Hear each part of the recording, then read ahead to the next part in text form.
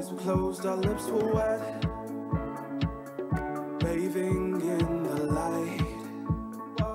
Somebody wake me up, I'm dreaming but I can't seem to fall asleep. Somebody help me up. Good morning and welcome to the 2018 Palomino World Series being held here at Laredo, Texas at the Uni-Trade Stadium. This morning we've got the San Antonio, Texas Elite team facing the team from Puerto Rico. And so we've got the second day of games. My name is Tony Vedilla. I'll be here calling play-by-play with you. Next to me is Ben Puig. Ben, what are your words for today? Good morning, everybody, and welcome to sunny Laredo. Temperature's 85 degrees, and it's a beautiful day for baseball, Tony. It is a beautiful day comparing to the scorching afternoons that we've had on yesterday. Our weather is expected to be about 100 degrees today. Yes, that's correct. No rain, which is good for baseball. That's right. And so we've got San Antonio, I believe, is hitting the field at this point right now, and we're looking forward to a great game. We've got the umpires and the coaches and the refs right now talking out and clearing all their points that they have to talk about this morning. We want to thank all of you for coming in, listening into the live feed that we have going here at the Uni-Trade Stadium. We want to thank all of you, all the parents, for the support that you've shown these young men, the families that have come in from out of town. We want to thank you for coming here. First time in Laredo. This tournament has been held in California and Pennsylvania before, and for the first time it's being held here in Texas in the city of Laredo, and the citizens of Laredo are happy to have the World Series here with us for the second day of 4 days of game. Ben, to you. Okay, so we have for starting, Puerto Rico is the visiting team, and on the mound, no, scratch that, San Antonio, yeah, that's right, excuse me. San Antonio Elite is on the field right now, and we've got the warm-up going on. We have pitcher number 8, who is Jeremiah Estrada. Jeremiah Estrada is on the mound pitching. And so just a little bit of insight what we've had in the last couple from yesterday. So yesterday we had Puerto Rico take on Ohio in a game that was at 9 o'clock in the morning. In that game, Ohio was able to come out with a win. Second game was San Antonio versus Taipei. Taipei took the second game. So our 4 o'clock game is going to be Ohio versus Taipei. And what we have right now is Puerto Rico versus San Antonio. So San Antonio, having taken a loss against Taipei, is what we're facing at this point. And the other thing that we had yesterday was Los Angeles versus Michigan. And Los Angeles took that win yesterday. And in the fourth game that we had Hermosillo, Mexico, taking on the Laredo All-Stars. And Hermosillo, Mexico came out with the win. So what we've got today are 4 games. We've got our first game at 10 o'clock in the morning, which is Puerto Rico versus San Antonio. We've got our second game at 1 o'clock, which is going to be Michigan versus Laredo All-Stars. And we've got our 4 o'clock game is going to be Ohio versus Taipei, and our 7 o'clock game is going to be Los Angeles versus Mexico. So, time to play ball. And so we've got Estrada on the mound. We've got number 17 for San Antonio, who is Orlando Torres up to bat. Puerto Rico, sorry, for Puerto Rico. And what are your expectations for today, Ben? It should be a tough one. Both these teams had some good games yesterday. And here we go. Start first pitch, foul ball, straight back.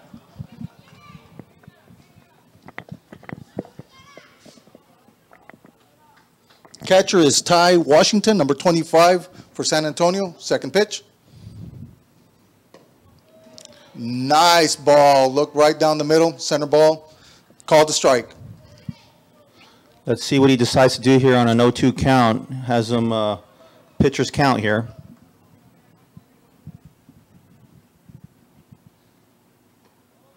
Low ball away. Looked like some sort of off-speed pitch, a changeup or a curveball there.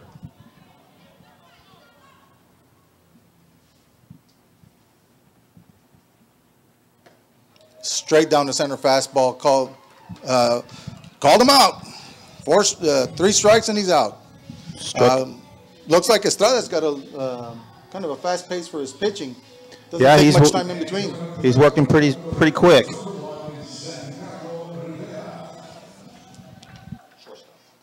Up to bat, we have Juan Carlos Rivera, number 6 for Puerto Rico.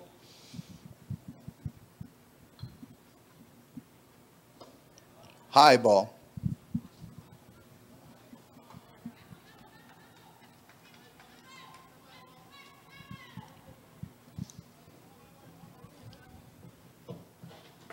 Oh, hit on the top of the head.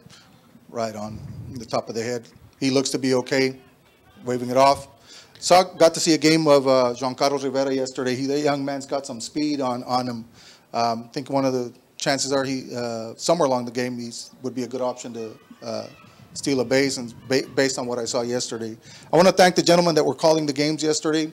What we have is a whole group of friends and volunteers of the World Series. We've been working together for many years, and Ben is one of those individuals that whenever there's a community need, we're here to service our community. Again, thank you to all of those that are listening out there. I want to thank you for tuning in on these live streams. Up to bat is number 23, Jon Torres for Puerto Rico.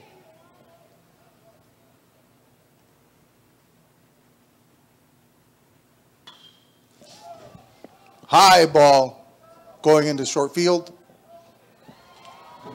Caught at center field. First out, or second out of the game. Center fielder for Texas Elite is Quincey Cooper, number 32.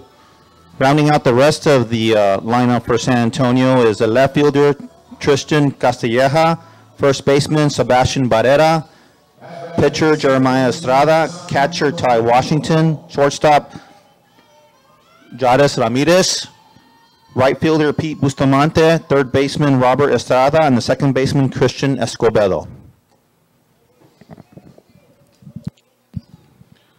So ball one, low in the dirt for the first pitch. Up batting is Jon Tolentino, number 15 for Puerto Rico.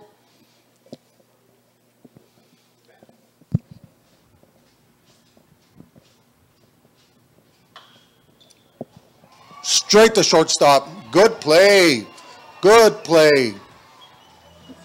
Low line drive, hit to the shortstop, went down low and got it, picked it up right before it hit the dirt for out number 3 for San Antonio. So what we got again is we've got, let's read out the players for Puerto Rico. And we've got number 17 Orlando Torres, number 1 Juan Carlos Rivera, number 23 Jon Torres, number 15 Jon Tolentino, number 3 Ariel Gonzalez, number 28 Miguel Lopez, number 4 Uriel Santos, number 24 Emmanuel Ramos, number 6 Juan Carlos Luo, and number 10 Carlos Bonilla is the lineup. We want to thank our sponsors while we're here. Danny's Restaurant, thank you for being a supporter. A-Rod Construction, Rudy's Barbecue. Again, we can't have these events without our sponsors. AEP, Advanced Pain Spine Solutions with Dr. Marte Martinez. La Roca, always serving Laredo, has been for many years.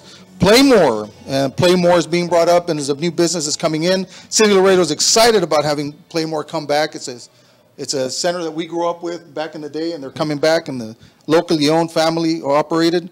And so we have La Carreta. Also serving, we have Oliveira Audiology and Hearing, they're our sponsors. Carlos Canales CPA, we want to thank them for being sponsors. Sunbelt Air Conditioning. And so we're going to get going, and our pitcher's warming up.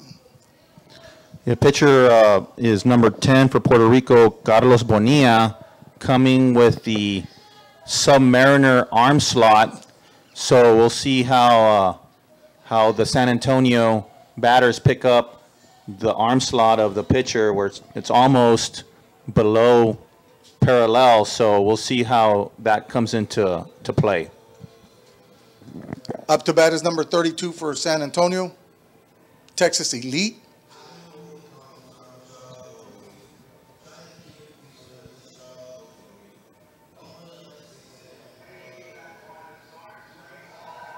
Interested to see what strategy San Antonio is going to take the starting of this game. Are they going to allow the batters to get going, or are they going to hold and see what the arm of this young man's got?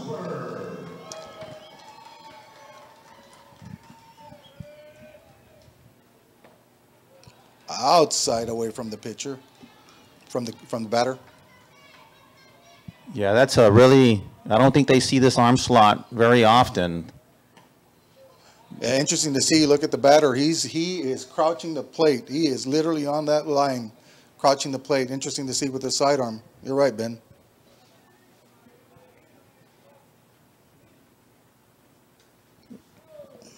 That pitch was, he threw behind the batter, Quincey Cooper there. So right now it's 3-0 count. Pitcher's having a tough time finding the strike zone here. So I'm sure this will be an automatic take to try to get a base runner on board here.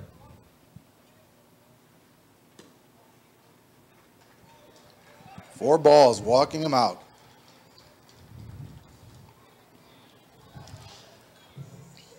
Yeah, it's not often you get to see that Submariner arm like you called it. No, that's it's different for sure. So I'm sure they're going to be taking a lot of pitches to try to see as many pitches as they can, because not only you got to see the fastball, then you got to get a good eye on the curveball, so on and so forth.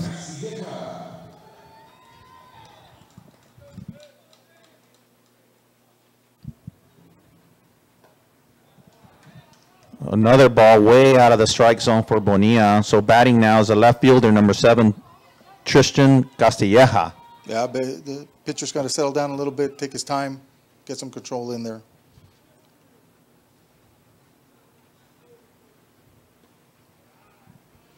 Ben, that's four pitches that are really wide outside, 1 behind the batter, 3 on the outside. That's Catcher's right. walking up, and That was 6 straight balls. The batter is pretending to bunt just to try to crowd the plate a little bit, and it seems to be working, as Bonilla has thrown 6 straight pitches and only one of them's been sort of borderline per se. So I guess the catcher's just trying to calm him down, and I'm sure this is going to be another fake bunt attempt to try to get on base with no outs. And you're right, Ben. You look at the batter, number 7. He is really up in the box, getting as close as he can. Young man just needs to settle down. Yeah, now I guess Puerto Rico's taking an official timeout, and the coach has come and brought the whole infield together, talked to the pitcher, try to calm him down, just so they can, pitcher's probably pretty nervous, probably his first game pitching, and just wants to get a strike across the plate, get that first out. That first out's huge. So just trying to calm him down, and here they go. The umpire broke them up, and coach is jogging back to the dugout, and now we're about to get ready for the third pitch of this at-bat to Castilleja. That's right, and we still have Tristan Castilleja at bat, and right now the score is 0-0, bottom of the first inning. Here we go.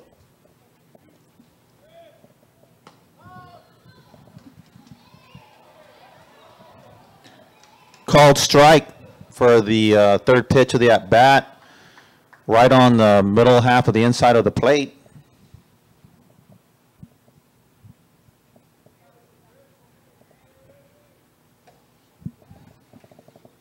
And one of the things that we're noticing, Ben, is also if you're looking at your third baseman is crowding in on every pitch.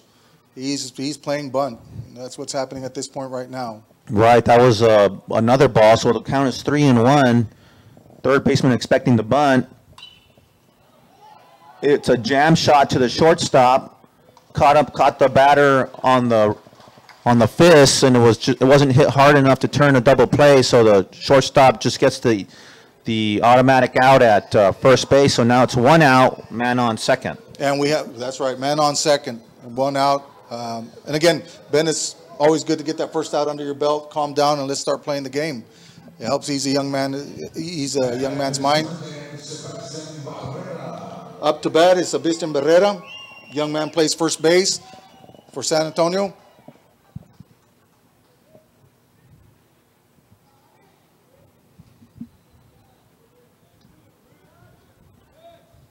A pickoff attempt on the runner, Quincey Cooper. called safe, diving back into second base.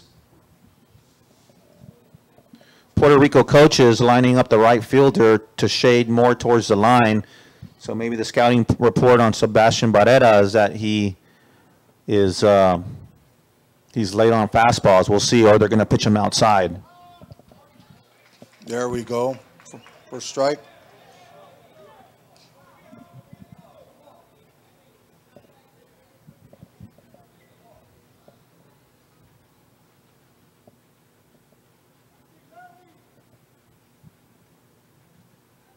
Another pickoff attempt on Quincey Cooper, sliding in safely once again. A little bit closer, but he was in there without any problems. Fielders are playing shallow on the left field. They're definitely playing him to hit it to the right side of the field.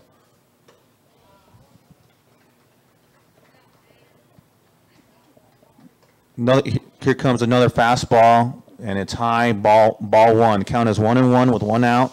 Man on second base. Score is 0-0.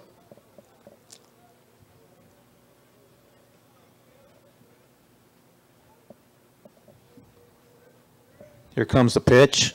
Inside. Ball 2. The scoreboard says 59 miles an hour. I don't know. I don't think that's accurate because it seems to be faster than that. But, you know, maybe with that angled arm that he's throwing with.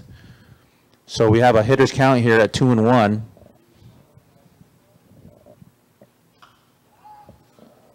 Another inside pitch fouled off right behind the San Antonio dugout, out of play. So now the count is 2-2. So Tony, this is my first time ever doing that makes 2 of us. radio, for not only online but in anything. So got off to a rough start there.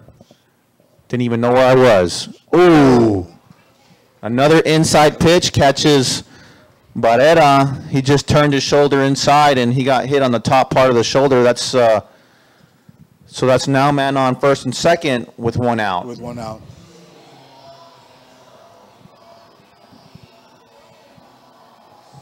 Bonilla seems to having trouble finding the strike zone a little bit.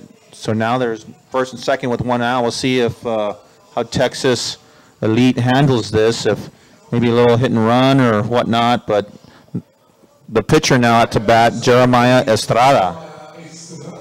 4th on the batting list.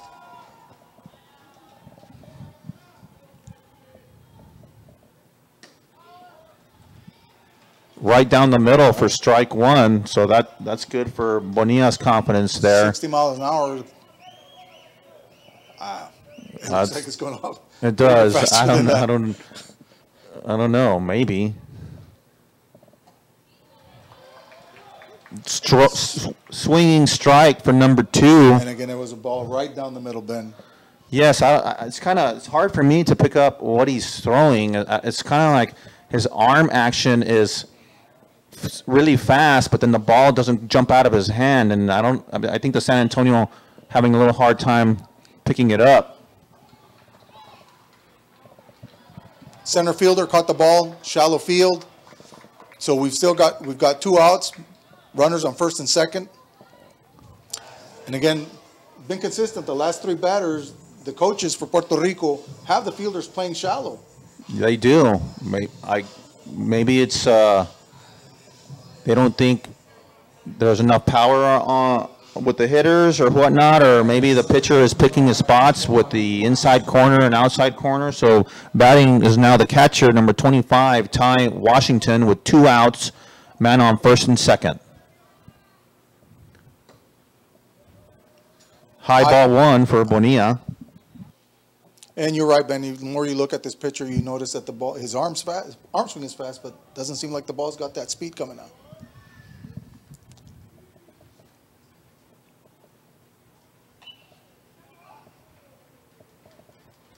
It's a foul ball off of Ty Washington's ankle. He's limping around, trying to shake it off now, going and talking to the coach. limping around. So what I've noticed is that Bonilla seems to be favoring the inside corner. So a lot of these balls that San Antonio has hit haven't really been barreled up or anything. They've been more jam shots. So that is one thing Bonilla has got going for him is hitting the corners and not really putting anything right down the middle.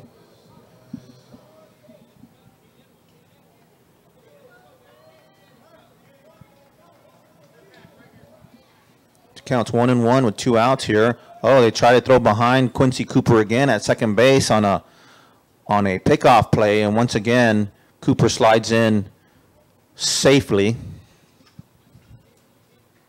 They're really trying to get Cooper over there. I guess they're trying to protect, trying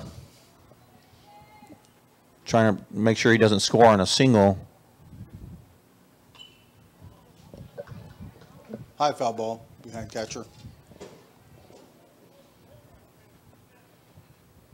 That basically tells you that Puerto Rico is trying to control that speed that Quincey may have that we haven't seen at this point. That's right. I think he might have been trying to steal on that attempt. Here comes the 1-2 pitch from Bonilla. Another jam shot. That's right. Another jam shot, center field, shallow, 3 outs. Score is 0-0, Ben.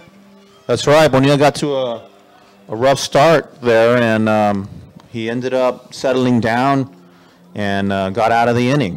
Ben, let me keep on mentioning some of the sponsors that help us bring this event into Laredo and help us celebrate the.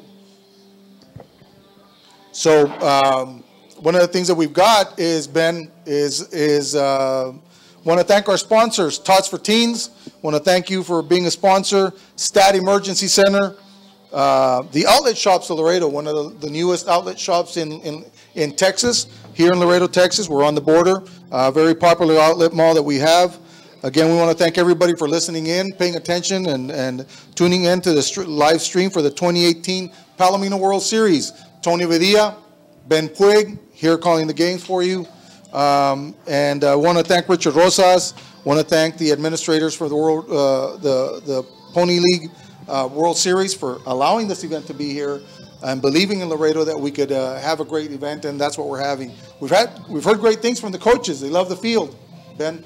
Yeah, Uni-Trade is a great ballpark, and for those who have never seen Uni-Trade Stadium, it is comparable to I would say comparable to a AA or AAA That's right. facility. Very, very beautiful field, well maintained by the city of Laredo. I guess what Spanish architecture would you say? Kind of deal. Yeah, it's kind of deal. It's an open area. We're 150 miles from the beach, so this stadium allows you to get that sea breeze during the evening games that we have here in Laredo. Makes it for a pleasant evening. We've always been we're known as a baseball town. That's right. That's one of the things about Laredo. Most every person that you know has played baseball at one point in their life or another, and continues to be a big supporter. And again, we want to thank you for listening in, watching into the streaming in, and we're going to get going right now. Estrada is getting ready to pitch, and up to bat is number 3 for. Don't have him on. Axel Gonzalez. Axel Gonzalez is up to bat. He is the third baseman for Puerto Rico. And on the deck, we have Miguel Lopez, number 28.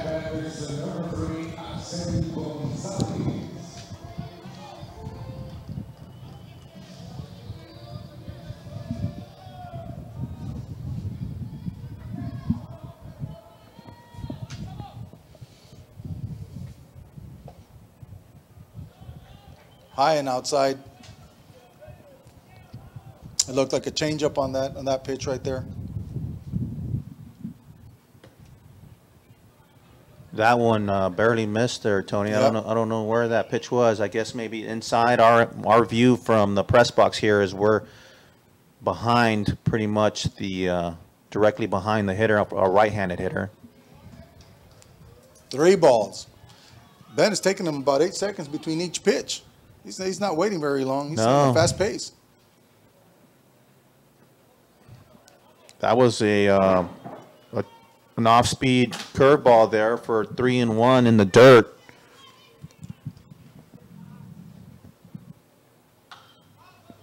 High ball. Second baseman going into the field. No. Second baseman retreating, but the right fielder, that's the right play.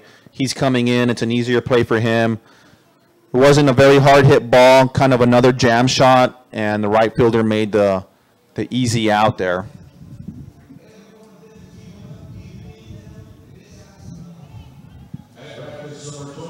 Up to bat is number 28, Miguel Lopez.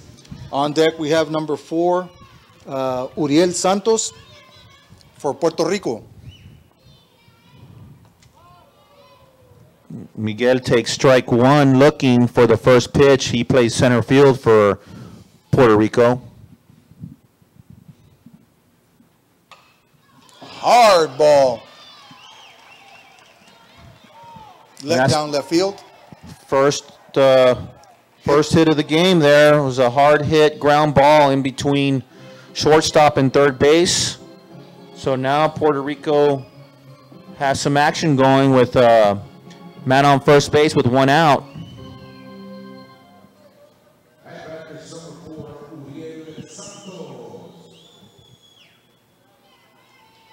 Wide stance that Uriel has there batting. And the runners goes, pitch in the dirt, no throw. So now Puerto Rico has a man on second with one out. And he got a really big jump there, Tony.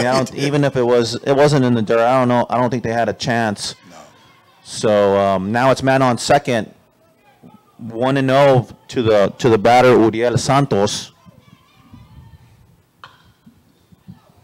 And he swings at a high outside fastball for a lazy fly ball to right field, but deep enough where the runner Miguel Lopez was able to tag. So now we have a runner on third base with 2 outs. Emmanuel.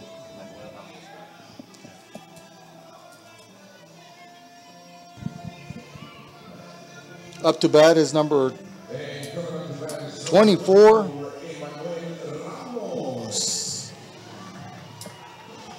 Manuel Ramos, the first baseman. Emmanuel sporting the Puerto Rico arm sleeve. First pitch swinging for a base hit, bringing in the first run of the game.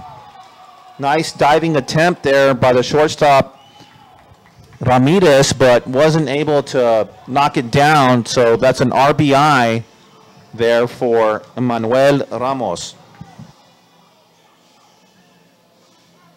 You think it was a sleeve? Must be. So our score right now is 1 Puerto Rico, 0 San Antonio or Texas Elite. Up to bat is number 6, Juan Carlos Luo. He is playing left field for Puerto Rico today, and he is the 9th man in the lineup for Puerto Rico. We'll see what they decide to do here. If they be aggressive again, it's 2 outs, so we'll see. Ball 1 high for the pitcher Jeremiah Estrada.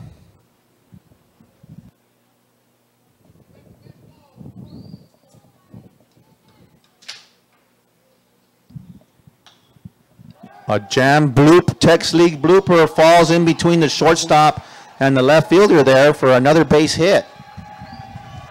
We've got 2 outs, runner on first and second.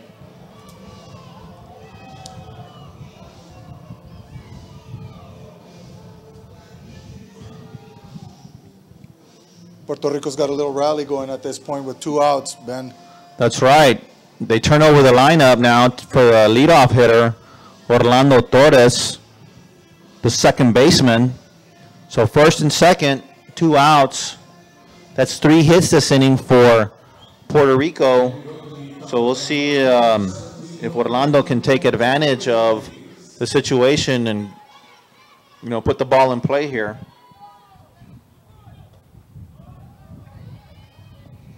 An off-speed curveball high for ball one. That's right, and Torres was feigning a bunt at this point.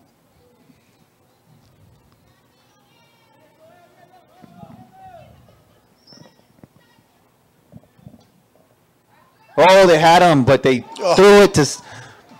Ball got away. The pitcher had that slow move. He hung his leg up and had the runner picked off dead in the rights, and froze him. But when he threw it to second base, he threw it wildly into center field, but enough to where the runner wasn't able to advance to third. So it's still first and second. But they had him picked off easy. And second baseman hadn't moved over for the pickoff. He moved over late. No, that was right. That's right. They had him. So now the count is 2-0. So pitcher falling behind in the count. Another pickoff attempt. No throw over to second. Just a pickoff attempt there. So now 2-0. We'll see if the batter has the green light to swing away or if he's going to take here. Ball high for ball 3. 3-0 here. I think it's an automatic take. That's right, Ben. It's an automatic take at this point with 2 outs. Bring up another batter up to the plate if they do that. See what the runners do. Foul ball. Outside. No, that was a strike. Was it? They called it a strike. So I think it was one of those automatic 3-0. Call it a strike if it's close kind of pitches. So here we go, 3-1. Here's a payoff pitch. Foul ball. Foul ball. So here we go, Tony. We have a full count, 2 outs. Runners are going to be going. We'll see if the pitcher wants to try a pickoff move, but everyone should be running right here, and we'll see what happens here. San Antonio wants a new baseball. Pitcher's got it, so we'll see what kind of pitch he comes in with. Usually this is a fastball. So here comes the pitch. Actually called time by Orlando Torres there. There was a long delay when the pitcher came set for him to come home, so batter wanted to reset the situation. Runners go, and it's a hit batter. Hit by pitch. Batter hit the ball hit the batter and then ricocheted off of the face mask of the catcher. So you've got runners on all bases, 2 outs. For the shortstop, number 1, Juan Carlos Rivera, up to the plate. Seems like Estrada here for San Antonio now has been having trouble finding the strike zone here in this inning.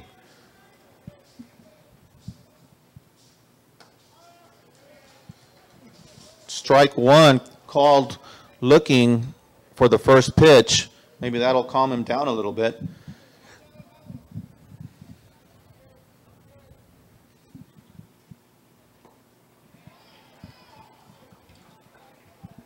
Ball into the ground in front of the catcher.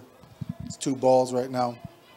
That was a nice block by the catcher. He has to do everything he can to knock everything down with runners on. So here comes the 1-1 pitch now. Swing strike. That was a low inside pitch there for Estrada. Now he's ahead in the count, 1-2. He can still get out of this inning and minimize the damage here if he can get this last out. He's elected to pitch from the windup and not from the stretch with the bases loaded here. Here comes the pitch.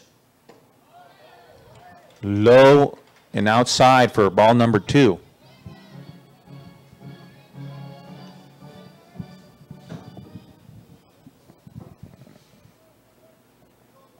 Here comes Estrada's windup, Ben. He's asking for another ball again. I don't know what happened there. I guess he might not like it because he threw a ball with it. He wants the ball that throws strikes. Either that or he's just stretching out a little time to cool his head down a little bit. Here comes the pitch. Oh, nice. Nice. Outside curveball. Had the batter fooled.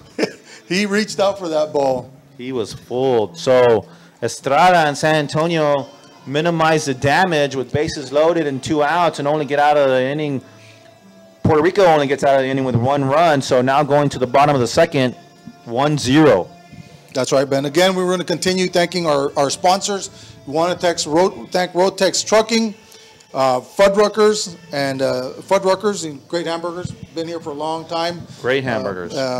And then Jet Bowl Lanes North.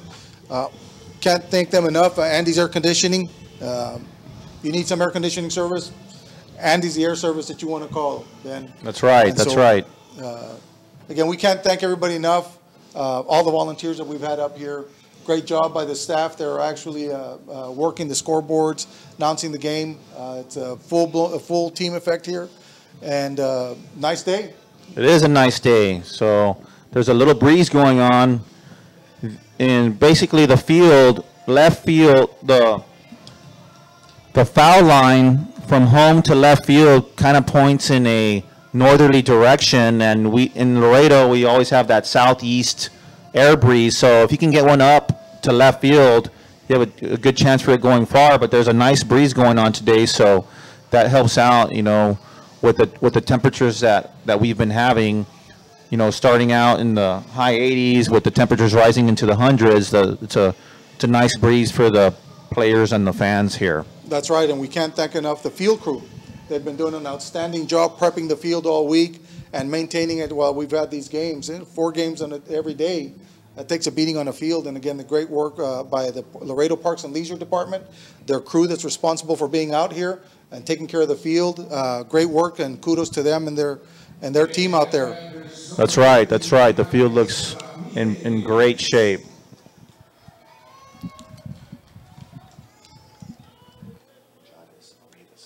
Yeah, up to bat is number 15, Jared Ramirez for San Antonio. Good contact in between first and second base. Runner at first. That is San Antonio's first hit of the game there for the shortstop, Jared Ramirez. So now they have runner on first with no outs for the right fielder, number 19, Pete Bustamante. That's right. At the top of the second inning, we've got a score of Puerto Rico 1 and San Antonio, Texas Elite 0.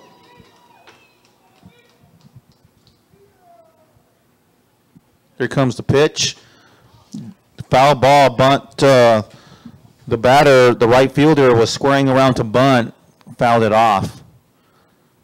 And, we saw the coaching staff from Puerto Rico, Ben, that they were actually looking at that type of strategy that was going to get played out. And if you look at what they're doing now in the field that they have, they've got their third baseman playing in shallow for that bunt type of play. I think that's the read on this batter we have right now. That's right. It was it's obviously a bunting situation with runner on first with no outs, and didn't score around this time.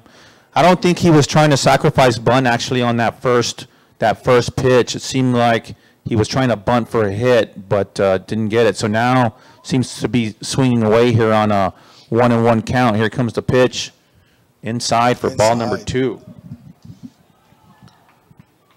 So after that bunt for a hit attempt, it's been 2 balls to Pete Bustamante. So we'll see what Bonilla throws on a 2-1 count here. Runner does not have a big lead at first base. Bonilla steps off. And now the San Antonio coach calls timeout to come and talk to the hitter. Not sure what this is about, Tony. I don't know if he missed a sign or what he's trying to tell him here in the middle of the at bat. You know what, Ben? I don't know if he missed a read. wasn't looking at it. We'll see, or maybe you're just trying to tell him to hit it try to hit it behind the runner on to try to. Oh, here it is. He is squaring around for a sacrifice. No, he pulled it back. Oh, pop up to shortstop. Batter safe at runner first at first base. No play on first base at this point, Ben. Yeah, that was pretty much an infield fly. I'm not a big fan of the scoring around to bunt and then pulling it back and swinging play. No. You know, to me, as a hitter, when you do that, you just throw everything out of rhythm, and then you have a weakly hit fly ball like you did. He didn't really fool anybody, so I'm not sure why. Maybe that was a play the coach wanted him to swing there.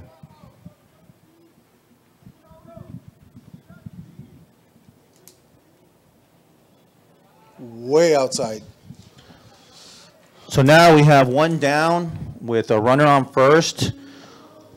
And now batting is the third baseman, number 18, Robert Estrada.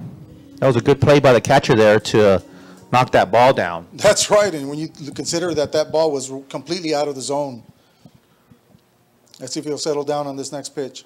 See what San Antonio, if they elect to play aggressively on the base pass.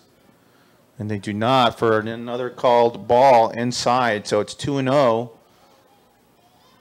Another hitter's count for the San Antonio hitter, Robert Estrada. Jades Ramirez at first base, not with a big lead.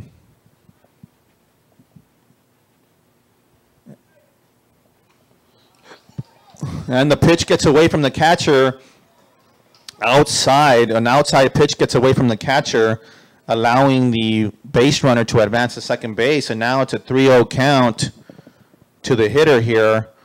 With one out. With one out. So hitter's count here. I think it's another take here. And now San Antonio has something going on. Some excitement here brewing in the bottom of the second. So up to bat is number 18, Robert Estrada. Plays third base for San Antonio. Another pickoff attempt. But he's safely in.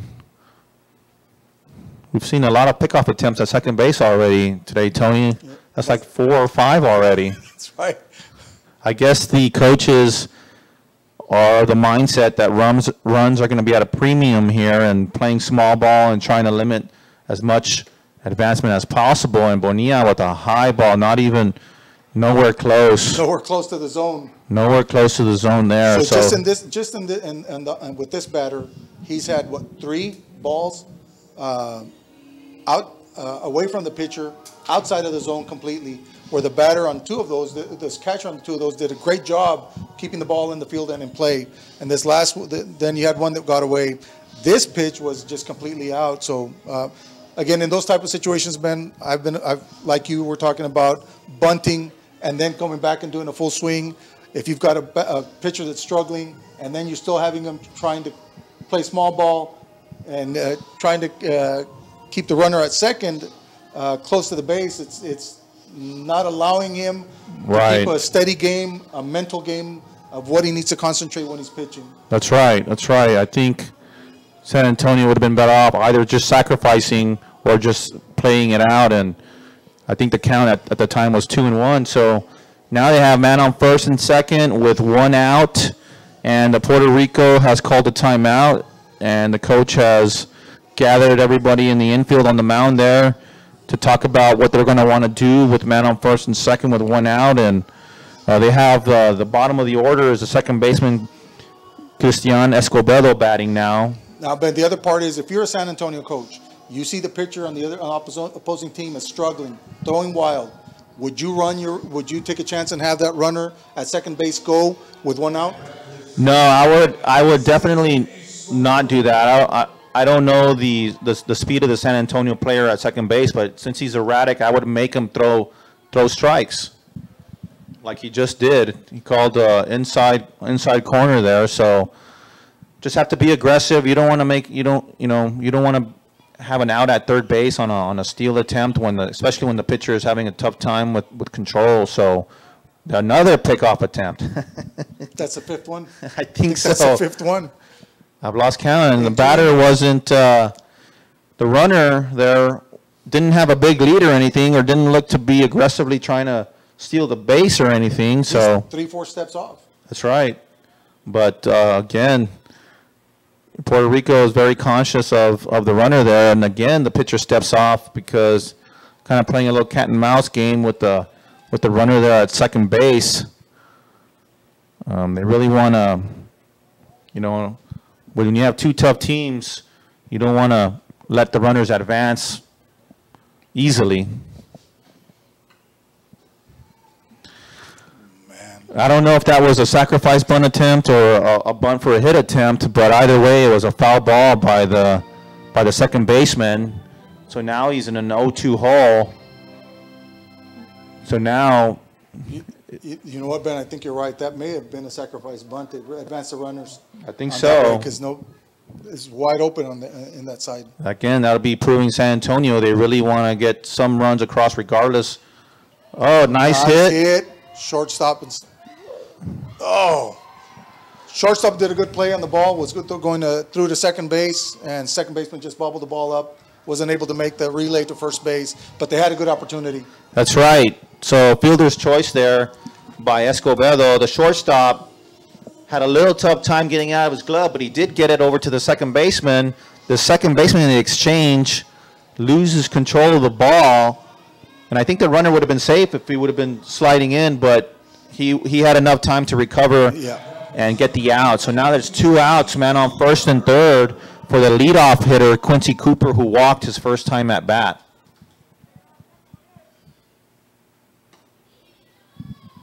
Ball 1. So here we go, Tony. We have man on first and third with 2 outs. We'll see if San Antonio wants to put the runners in motion, and then we'll see if Puerto Rico either throws down the whole way or cuts it off, or see what's going on here.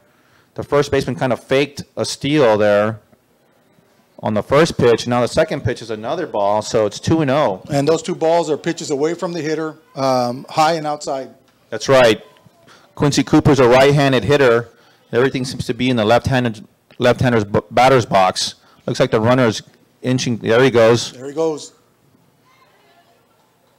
They elect to throw all the way down to second. It had a 2-hop throw down to second. The runner is safe on a straight steal. The runner at third did not attempt to run home on the throw all the way to second base there. So now it's second and third with 2 outs, with 2 balls and no strikes to Quincey Cooper. Or is it 3-0? It was 3-0. It was 3-0. So now that was 4 straight balls. It's pretty much a good pitch because 3-0, man on second and third. You don't want to give him anything good to hit. You have an open base. He's leadoff hitter, so I'm sure he has a good bat. So they don't want to mess with that. They just want to have. Now they have a force out at any base for number 7, Tristan Castilleja.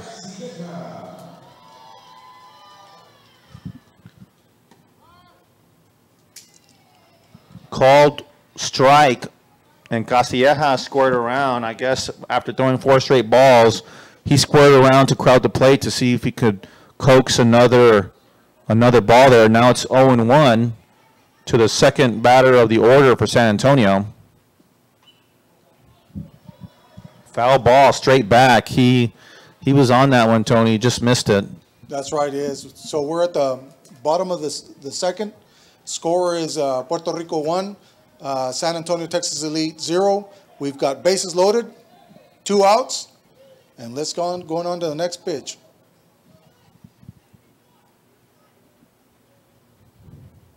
Swing, pop up, shortstop.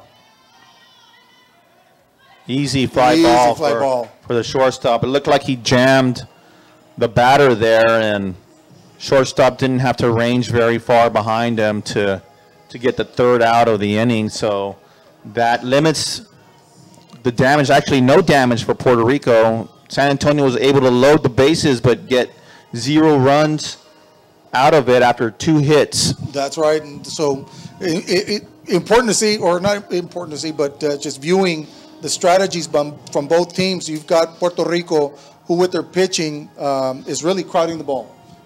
Then you also have Puerto Rico, who's playing a lot of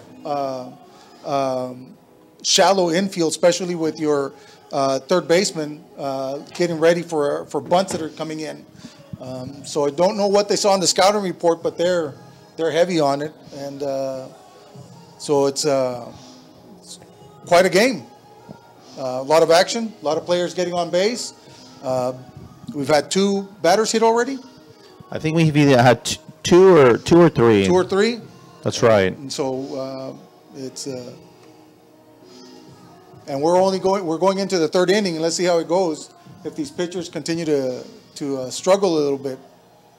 Yeah, even though they're struggling, and a lot of stuff going on the base pass, it's still a pretty quiet game in the sense of the score, with it only being 1-0. If things continue, I would see probably the game breaking out and having a lot of runs scored. Yeah. And it looks like it's going to be heading that way, with the players now getting into a groove, getting a sense of the pitchers, and now is when we start making the contact and the game starts moving along. That's right. So Estrada back out to the mound for the 3rd inning for San Antonio.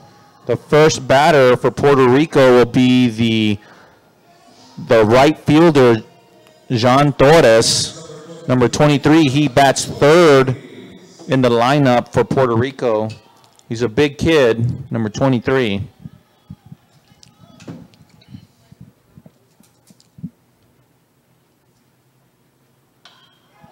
First pitch swinging, line drive to left field, base hit.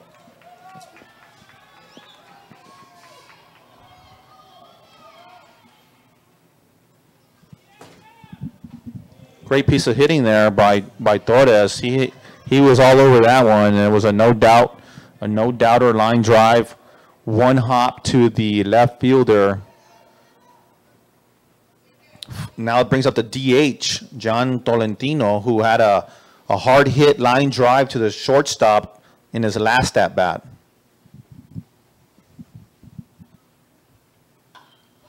Another first pitch swinging foul ball. First baseman going to the dugout, right at the dugout, makes the out.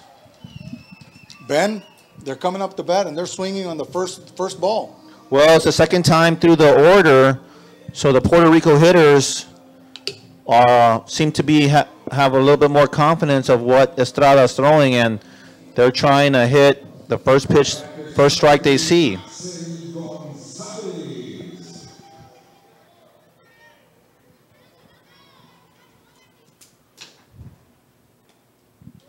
Inside tight, just outside. I think the San Antonio coach has picked up on that, and now they threw he threw an off-speed changeup for the first pitch instead of a fastball.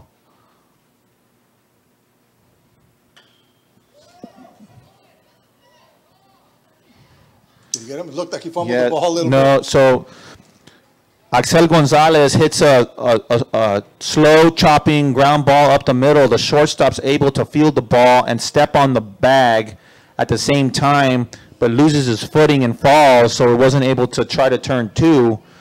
So Axel gets on base at a fielder's choice, but they get the out at second. So it's 2 outs, man on first with number 28, Miguel Lopez, who had a single back in the first inning.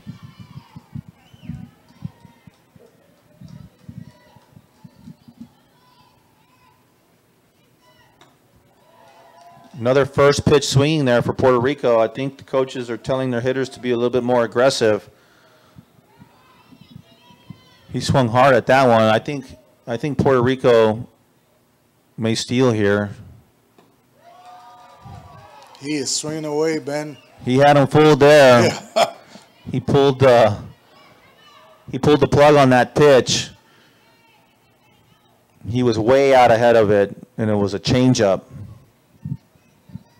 So now it's a pitcher's count at 0-2, run on first. We'll see if they want to steal here. They do steal, and they do put it in play for another base hit for Miguel Lopez. Another ground ball, another single in between second and short, or in between short and third, excuse me. That's right. So it's first and second now. Good piece of hitting there by Miguel Lopez on an 0-2 count. Estrada probably wishes he wanted that one back on an 0-2 pitch. You don't want to give him anything close to hit. And the strategy for Puerto Rico is working. Start swinging away. Yeah, they're making contact. So now that brings up the catcher Uriel Santos for ball number 1. So this is, these are the hits that teams usually need are when there's 2 outs. A weak inside jam shot back to the pitcher for an easy out to end the frame for San Antonio. And he swung on a high pitch. Yeah, he got him. I think if that were a wood bat, it probably would have been a broken bat. So a little 2-hopper, tailor-made play for the pitcher. So again, after a lot of pitches and excitement, able to limit the damage to no runs. That's right, and we've had plenty of people get on base. It's just a low-scoring game. And so at this point, we still have a score of 1-0 in favor of Puerto Rico. That's right, after 2.5 innings. So Tony, are we on TV? We are live streaming on the camera right now, Ben. Well, should have combed my hair this morning. Hey, so Thursday night we got a chance to come over, got to meet coaches, had a great time, had a great conversation with Sean Martin, coach for the Michigan team, Don with teams from, just got the chance to meet a lot of the coaches, got to talk to some of the young men that are playing. You talk about a group of people that love baseball, everything and anything about baseball. You can't say enough about the families that support them either, Ben. I mean, we've got some families that have traveled a long way, flew into San Antonio, came in here late Thursday, had a little dinner meeting with the coaches and the umps, and went through the rules and welcomed them to Laredo. Great atmosphere, getting to meet everybody, talking with everybody, and of course, you know me, I'm a foodie, recommending every restaurant in Laredo to everybody around here. Yeah. But what a great time, what a great atmosphere. Can't thank enough Richard Rosas and the whole crew with the Pony League, organizing this event, having this event here for the first time in Laredo. Can't thank, again, thank you to everybody that's volunteered. You and I, we're here. We're good friends of Richard and Gene and all the other guys, and so love doing this. Anything that's helping our community, helping the youth of our community, we're here to go. So we're getting ready to get the first pitch and so we're headed to the bottom of the 3rd inning with number 10, Sebastian Barrera.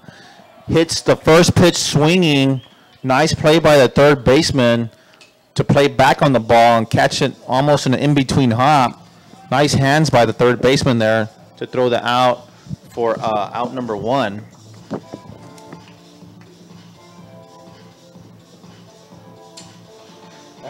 So that was 5-3 for out number 1. So now the pitcher coming up to the plate, number 8, Jeremiah Estrada, and he is also swinging at the first pitch for foul number 1. Foul ball out into the left field bleachers here. Estrada was ahead of it a little bit, but it seems to be they're being a little more aggressive as well, San Antonio that is, with first pitch swings here. Another pitch by another swing and foul ball straight back to Estrada. So that's Bonilla pitching for Puerto Rico.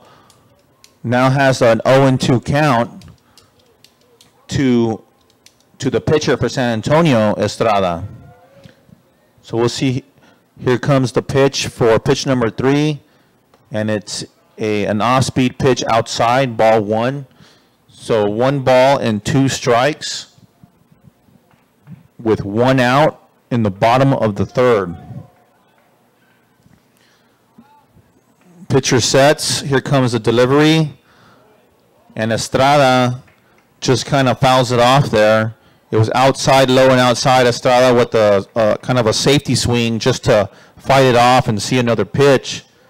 So the count is still 1-2. Bonilla seems to have settled down a little bit. He comes set, delivers the pitch. Another off-speed pitch behind the batter, Estrada, that almost hit him in the back of his ankle there, but he was able to. He didn't really try to jump out of the way or anything, but the pitch was so far behind him that it did not hit him. So now we have a 2-2 count from the pitcher Bonilla to the pitcher Estrada. Bonilla comes set, delivers the pitch, and it's a hit to the shortstop. Shortstop fields it cleanly, throws the first high, but not enough to pull the first baseman off the bag for out number 2. That was a good play there by the first baseman. Great job by the first baseman, reaching up high and almost coming off the base to keep the ball in play and get the out. So first baseman, good job. Good teamwork by both players. So that's 6-3 for out number 2, brings up the catcher, number 25, Ty Washington, who flew out to right field his first time at bat.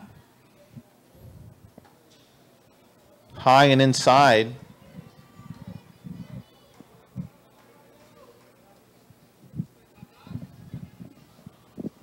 For ball number 1, 1-0 count to Ty Washington. Another inside pitch for ball number 2. Ty Washington bats 5th in the order for San Antonio. We'll see how Puerto Rico elects to pitch him on this 2-0 count. It was the pitch was high, and Washington went fishing for it with a swing and a miss, but it was clearly ball 3.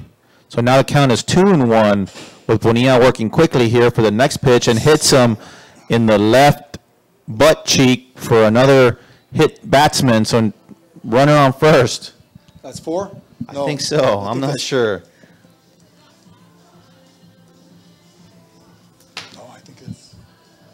I think that is 4 or 5. That's 4, right? 4 or 5. It may be the 5th. But either way, it was it hit him in the good part of his body, I guess. A lot of meat there. It recovers. And it wasn't. I think it was an off-speed pitch too. So that made things a little bit easier too. So now Jadis Ramirez, the shortstop, up to bat. Pitcher throws over to first base for the pickoff attempt. So number 15, Ramirez, had a single his first time at bat. So we'll see if San Antonio can get a 2-out rally here going. Oh, he's gone. Wild pitch by the pitcher Bonilla, straight to the backstop outside. Catcher was not able to catch up to it for an easy advancement for Washington to second base. And great job by the catcher, by the way, considering that this ball got away. When you look at the pitcher and the wild pitches that he's had, to still be at this score, at this level, and in the game, very good job by the catcher. High pop-up. Bloop in the foul ball territory. The shortstop and the left fielder converge near the bullpen area for out of play. The hitter there was way ahead of the off-speed pitch there. So now the count is 1-1 with 2 outs. Runner on second base, and the hitter, Jadis Ramirez, who's the shortstop, at the plate. Coach waving at the left fielder to play back, far back, making him pull him back right now for Puerto Rico. Here comes the pitch, and it's a line drive foul. Again, the hitter out ahead of the ball, out ahead of the pitch, pulling the ball rather easily. So that's one thing, Tony, with this off-speed kind of sidewinder kind of pitcher. You know, the hitters need to stay back and let the ball travel so they can try to barrel it up. Right now, they seem to be ahead of it. Here comes the pitch. It's a high fastball in between second and right field. Right fielder comes in and makes the play rather easily for out number 3. And so what we've got going here is Puerto Rico's hanging in there. San Antonio is on the cusp. We're just staying on. And so what can you say? A lot of things going on in this game. It seems like the pattern has been they've been getting the first 2 outs rather easily, and then once 2 outs comes along, we see some walks and some hits and a little bit of action, but the pitchers are able to get out of it, both pitchers actually. So, you know, they've been able to limit the damage. So we have 1-0 after 3 innings, and we're cruising right along. We're cruising right along. We've got a good pace going. Just in my mind, I'm thinking, what's the coach telling Estrada at this point? He appears to be struggling a little bit, and like you said, it's happening after the second out. You've got these players that are struggling at that point. I don't know what I'm trying to get a sense of what the catcher's telling the pitcher to play, and you see some hesitation. At least that's what it's appearing to me at this point in that pitch. And so, well, at this point, I think the coaches are just telling their pitchers, you know, just pound the strike zone, and you know you can't defend a walk. You know, there's no defense for it. So they just want to pound the strike zone, let the defense work behind them, try to get the easy outs, try to hit your spots, hit the corners. You know, you've seen a lot of hits here. Again, if they were wooden bats, they would be broken because they're jam shots. Yeah.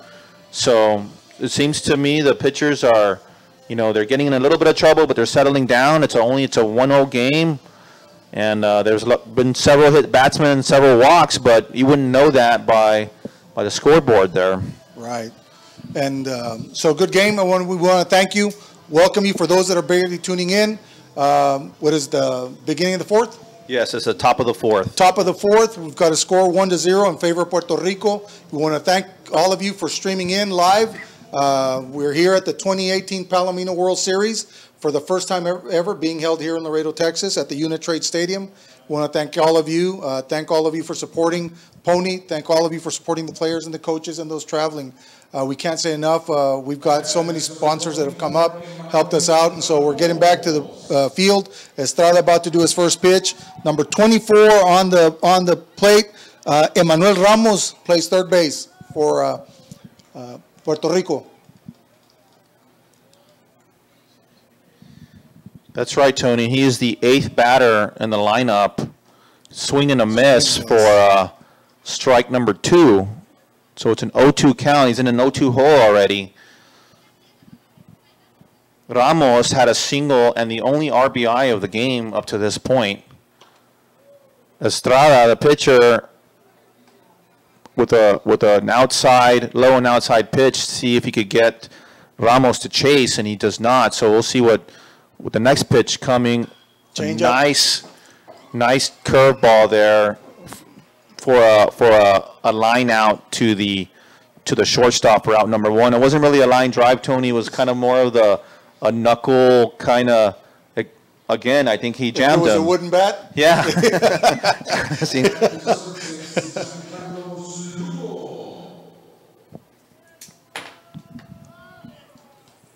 Estrada working quickly for San Antonio, so up to bat Juan Carlos Luo. Number 6 is the left fielder. He had a bloop single his last at bat.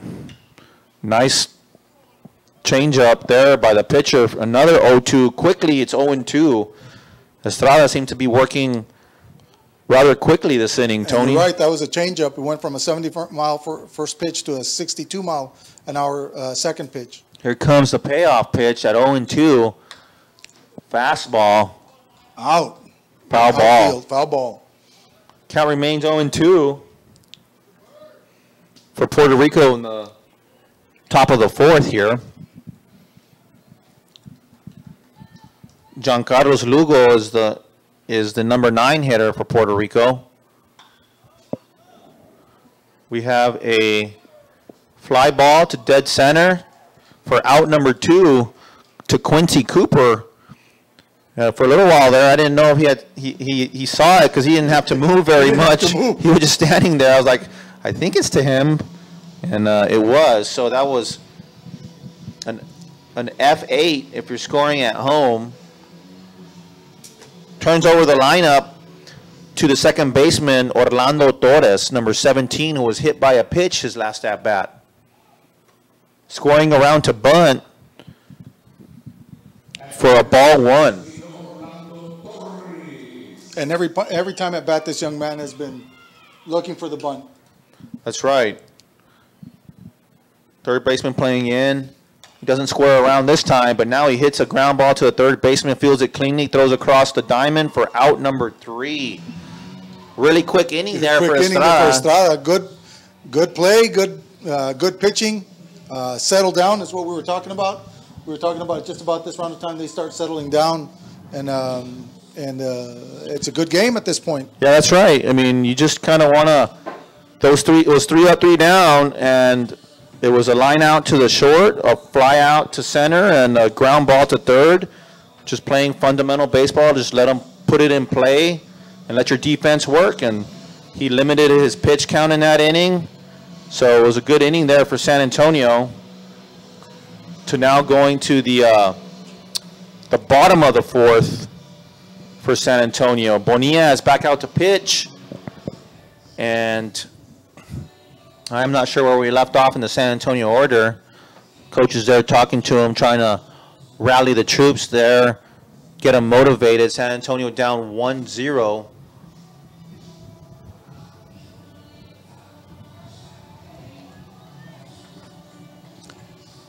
So it's about 11 o'clock in the morning here. It's a bright, sunny day, 90 degrees. But one of those things that we got today is a nice breeze we got going.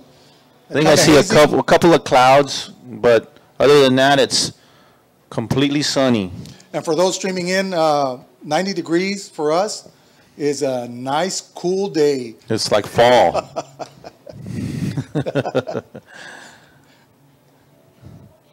We're right in the middle of the dog days of summer here in Laredo, Texas.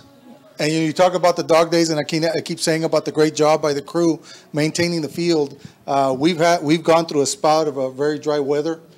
We've actually got I think we're 30 inches behind in rain. So the weather in Laredo has been very dry, which is great for baseball. That's right. So leading off the inning for San Antonio is number 19, Pete Bustamante, the right fielder who flew out to the shortstop in his last at-bat.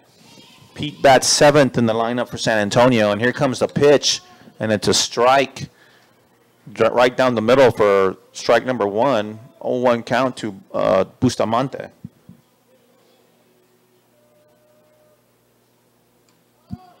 Another called strike. Bustamante doesn't agree with the call. He thought it was outside, but now he's quickly in an 0-2 hole. We'll see what Bonilla and Puerto Rico have dialed up for an 0-2 pitch here. And here comes the pitch. Strike 3. Swing and a miss for Bustamante. 3 pitches, 3 strikes. And we have out number 1. So now Bonilla seems to be settling down to start the 4th inning. Now the third baseman, number 18, Robert Estrada, up to bat. He walked his last at bat. Here comes the pitch. Inside, ball for ball 1.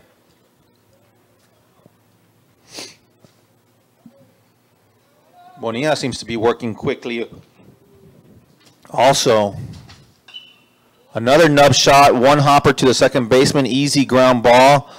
Easy throw for out number 2. So that was a 2-pitch at bat for Bonilla. So he seems to be settling down there as well. So one thing that we didn't think we'd see was 5 pitches, 2 outs already with Bonilla. No, especially not how it started. Yeah. That brings up the second baseman, number 1, Cristian Escobedo, up to the plate. Batting 9th for San Antonio. Escobedo with a check swing there. Wanted to swing, but he held up, but it was a called strike anyway. So the count is 0-1. Bonilla working quickly here with the next pitch. Here comes the pitch. Low for ball number 1. 1 ball, 1 strike with 2 outs in the bottom of the 4th inning with Puerto Rico in the field right now. Bonilla set, delivers the pitch, and it was an inside pitch, fouled off into the Puerto Rico dugout. Puerto Rico is occupying the third base dugout for today's game as the visiting team. Ben, you notice that the Fields got second and shortstop playing deep in the back. Yeah, the 2 outs. You want to play deep. Strike 3 for out number 3, swinging on a high fastball. So Bonilla and Estrada, the both pitchers, settling down tremendously. So now we're going to the 5th inning here at Uni-Trade, with Puerto Rico still leading 1-0. What a change. What a change in the 4th inning compared to what we've seen the first 3 innings. Nobody got hit. Nobody got hit. Nobody got walked. I mean, you talk about 2 young men that settled down, and I guess that's why they're here. That's right. There are some pitchers that just start out slow and then they get into their groove. And so one of the things that we're looking at is the strategy changes that we're looking at. 4th inning, we had the 3rd inning, we had batters going up and just swinging away. This time we've got the pitcher settling down. They're ahead on the count, and they're really buckling down, and we got a good game going. 1-0 Puerto Rico. That's right. That's right.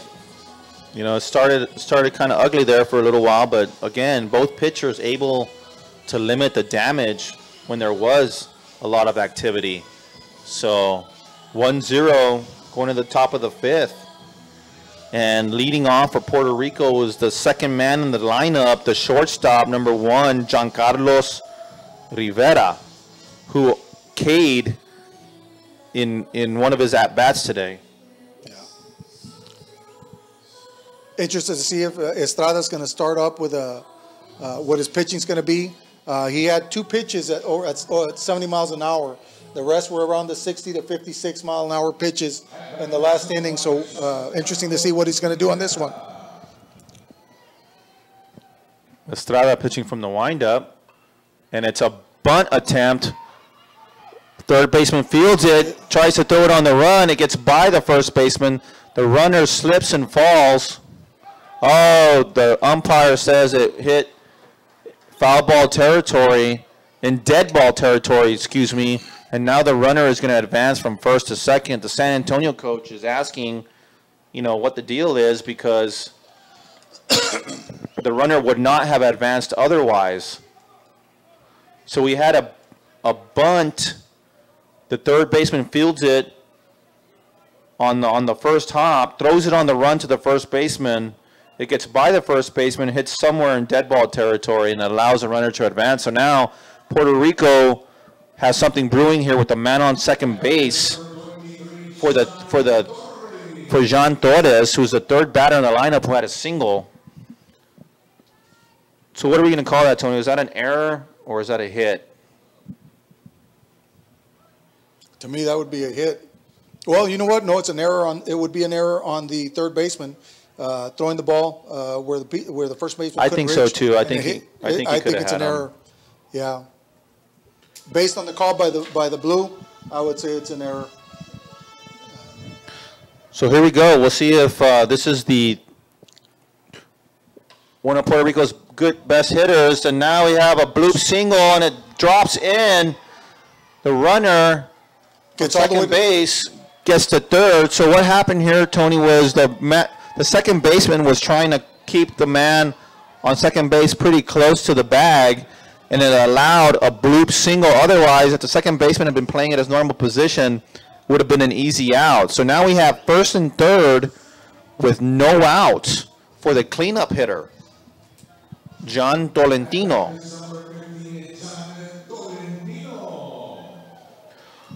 Who has a line out to the shortstop and a fly out to first base. First base swinging, and he hits it in between the third baseman and down the line. And the bag for fair ball down the line. Puerto Rico coach sending the guy home from first all the way home. And now it's a triple. A triple for Puerto Rico to bring in 2 runners for Tolentino. And the third baseman had a shot at it. It was a diving attempt. That was a real tough play. And I don't know what happened there in the corner, but I think it kind of you know, bounced around over there in the corner to allow the hit to clear the bases, and Tolentino go all the way to third base for a triple for a 3-0 lead. San Antonio has now called timeout to try to settle the team down. You know, they got 2 runs there, really off of one good hit ball. You had a bunt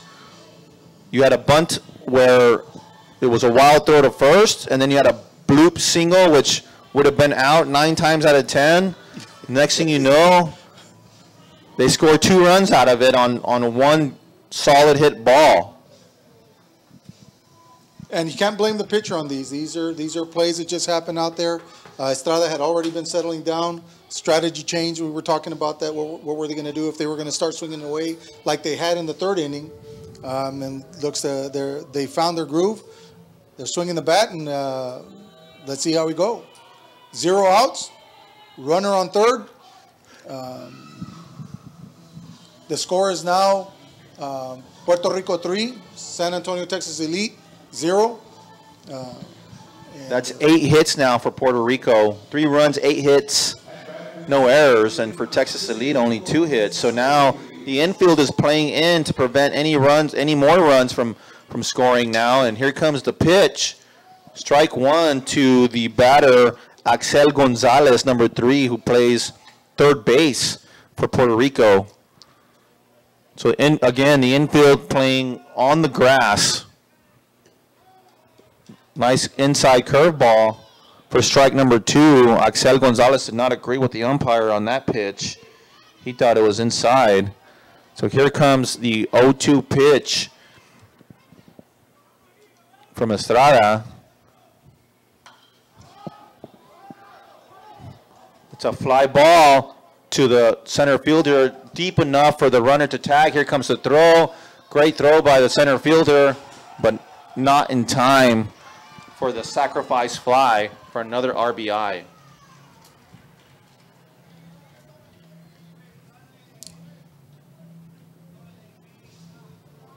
So that means Puerto Rico's had 8 hits, 4 runs coming in, and scores 4-0. 1 out in the top of the 5th. Top of the 5th. For Miguel Lopez, who has 2 singles in this game already. His first pitch swinging, and this is a deep fly ball over the left fielder. It takes 1 hop off the top of the fence. It's going to be an easy double for Miguel Lopez. Actually rounding second base, collides with the umpire. I don't think he would have had a triple anyway, but he collided with the umpire there for an easy double. Miguel Lopez swinging a hot bat today, 2 singles and now a double. And that was about 6 inches from bouncing over the fence there, Tony, for a stand-up, a ground rule double. But either way, a double nonetheless.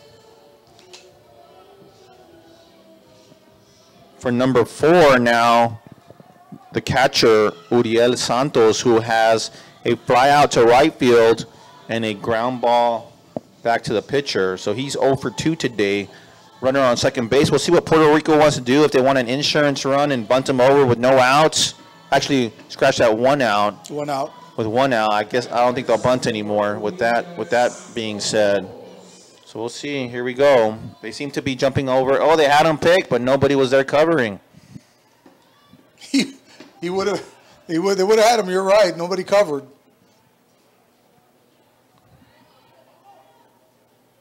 They're swinging at all these first pitches. We'll see if they, again, Estrada from San Antonio checks the runner at second base. Ball 1 in the dirt. Nice stop by the catcher there.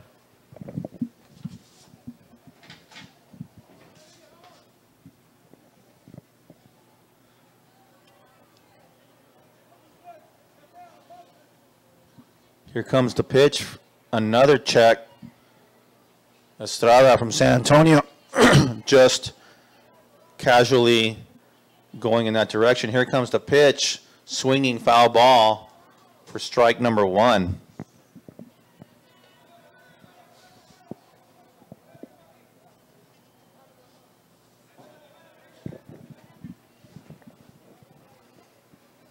1 ball, 1 strike, 1 out. Man on second base for Puerto Rico with a big lead there.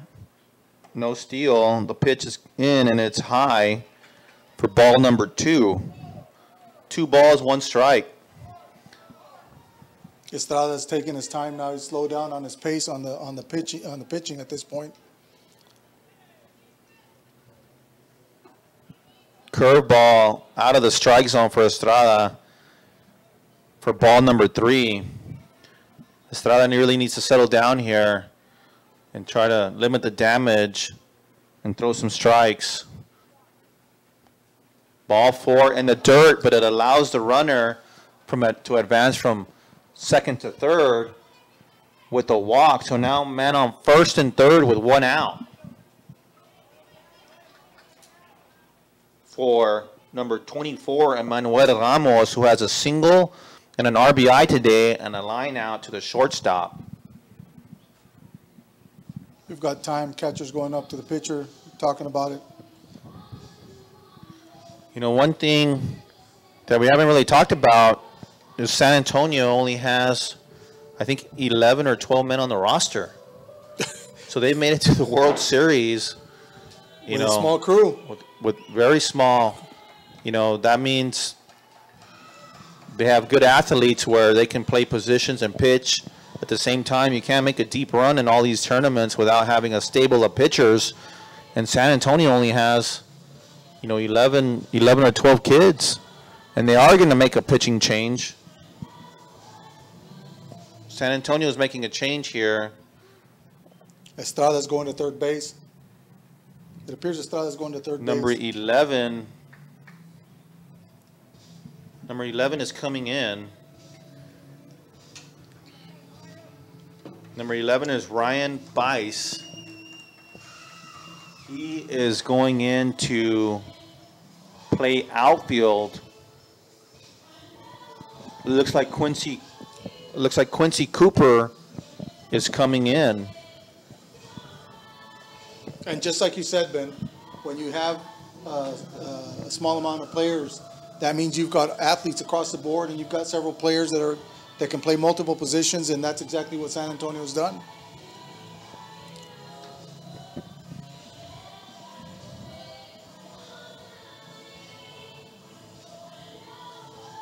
In the meantime, while all this is happening, Ben, we want to thank, again, go back and thank our sponsors. Danny's Restaurant, a staple of our community. The Lopez family has always been around helping the community, always willing to give for the community in these type of events that help our youth. If you have air conditioning needs, Andy's Air is what you need to call for services. A-Rod Construction, another company that's always been around supporting our community. Another restaurant that's famous for Texas is Rudy's Barbecue. Smoke and barbecue, they've been around for a long time. A lot of what they do is based on some of the best pitmasters in Texas, especially out of Lockhart. Also, Advanced Spine and Solutions with Dr. Marte Martinez. We want to thank them. AEP Texas, one of the big contributors in our community. Been around for many years, always supporting. La Roca with 2 locations serving Laredo on McPherson and San Bernardo. We've got the new building that the Vela family is building, the Playmore. We've got the Playmore that's being constructed, and we have our Old Faithful Jet Bowl North, also located on McPherson. We also want to thank La Carreta for being a sponsor. We want to thank the best hearing solutions in town, Olivera Audiology and Hearing Center, for all the hearing needs that you need. You can contact Dr. Raimundo Charles and Dr. Selena T. Oliveira for your hearing needs. Carlos Canales, CPA. Anything you need with accounting and CPA, please call Carlos Canales, and you can reach them at 956-615-0132. Sunbelt Air Conditioning, another company that does great job air conditioning, whether that's commercial, industrial, or residential. You can reach out to Sunbelt Air Conditioning at 956-723-5418. Tots to teens, pediatric dentistry, great service. I've taken my son out there with them. Stat Emergency Center, if there's an emergency in your family, reach out to Stat Emergency Center. The Outlet Shop of Laredo, one of the newest commercial buildings that we have, one of the newest outlet malls in the state of Texas, located here in Laredo, Texas. You need a good deal on some clothes, tennis shoes, the Outlet Mall, the Shops of Laredo. We also, again, we've got teams from all over Texas. And Ben, looks like we're about to get our first pitch. Yeah, so Quincey Cooper, the center fielder, comes into pitch now. The pitcher, Jeremiah Estrada, moves over to third base. And it's a first pitch swinging, and into play center field is number 11, Ryan Weiss. First pitch is coming in at 72 miles an hour.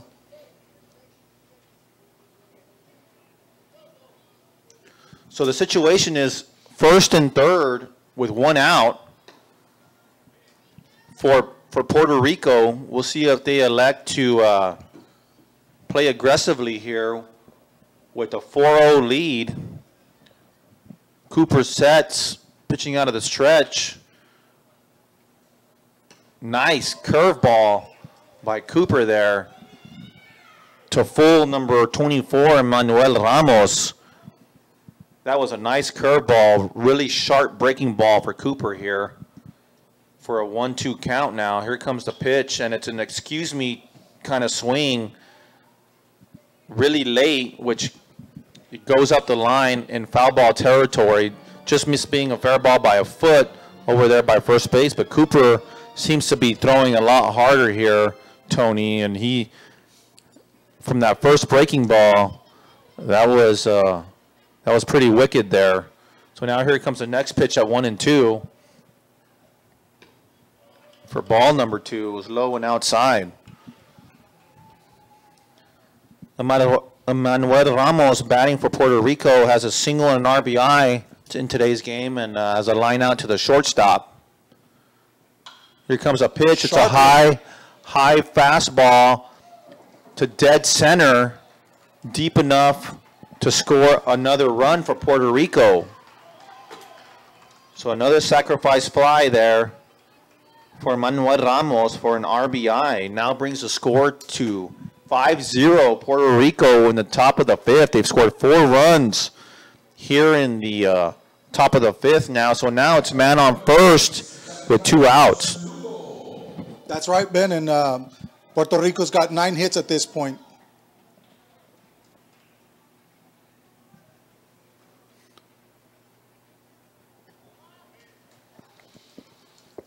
That was a curveball for a strike on the outside corner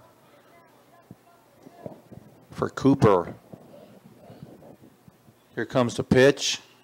Hard hit ball. Nice play by the third baseman for the out. Great play by the pitcher, Jeremiah Estrada, who moved over to third on a hard hit ball, bobbled it, recovers, spins, and throws across the diamond for a no-doubter.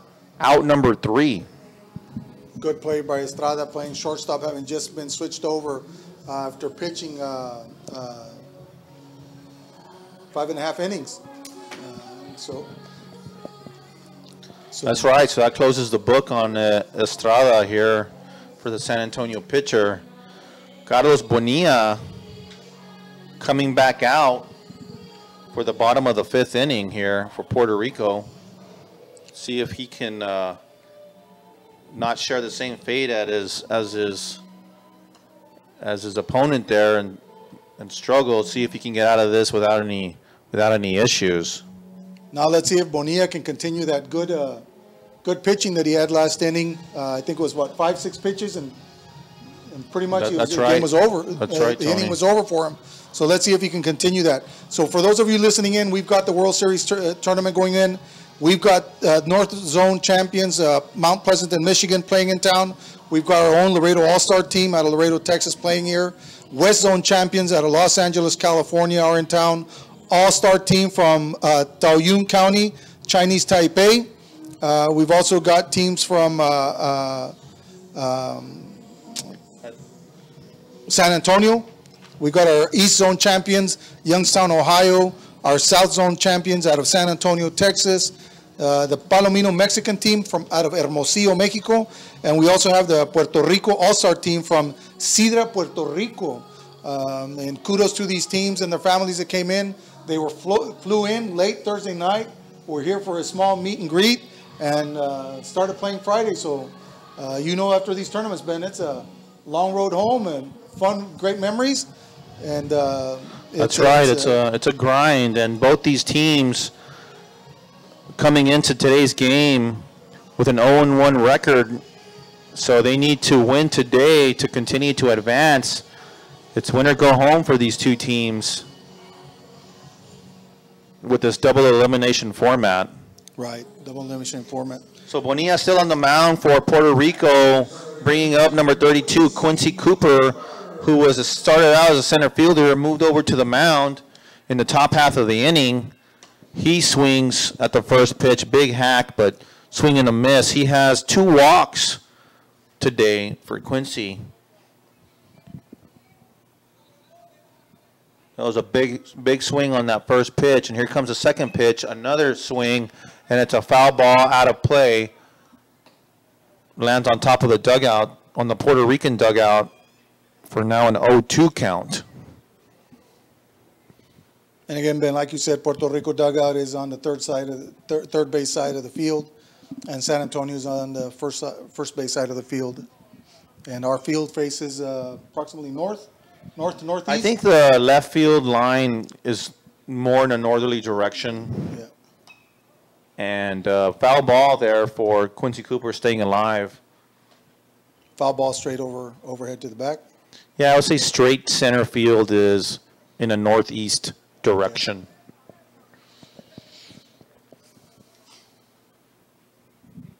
Yeah. 0-2 count here for Quincey Cooper. Bonilla gets set and delivers the pitch, and it's a nice play by the third baseman.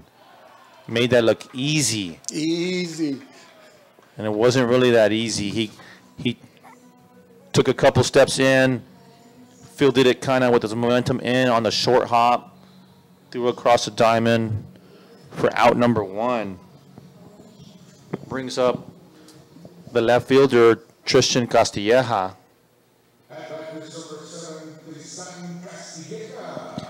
Who has grounded out to the shortstop and has flown out to the shortstop today. First pitch high and outside on batter number 7, Tristan Castilleja, left field for San Antonio. That was a high fastball. Probably would have been a ball, but he jams him and flies out to the first baseman in fair territory for out number 2. So Bonilla working quickly again. And that young man has settled down. What a change from the first 3 innings. Brings up Sebastian Barrera, the first baseman, number 10, who grounded out to the third baseman his last at bat.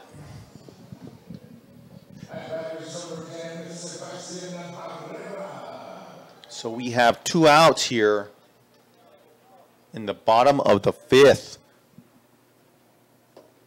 With Puerto Rico leading 5-0, they have 5 runs on 9 hits.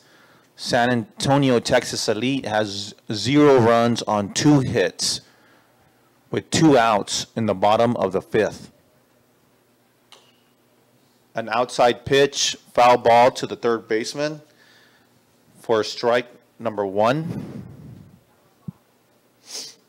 And you look at the 2 hits that San Antonio's had, but they had 3 players get on base because they were hit by the ball. Either hit by pitch or by walks. You had 3 other individuals that were on base. Pretty clean game, other than that one error that we think on that third baseman on that bunt attempt, and that was another. There's just when you say it, a batter gets hit by a pitch. In a good area. That was also the left buttocks there. Didn't seem to phase the hitter there. He gets hit, runs down to first base, bringing up the cleanup hitter and the starting pitcher, Jeremiah Estrada. And that would, I think, be the 6th batter hit. So here we go, 2 outs with a hit by pitch for ball number 1 outside from Bonilla. And typically this is kind of what what has happened. They got 2 outs really quick, and they either get a walk or a hit by pitch, and we'll see if San Antonio can take advantage of it and try a little 2-out rally here.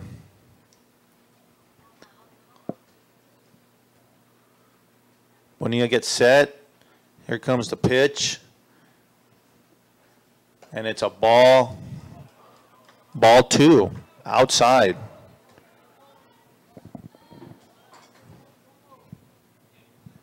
Bonilla asks for a new ball there. He wants the one that throws strikes again. So we'll see. We'll see if the new ball works. On a 2-0 count to Estrada, Bonilla gets set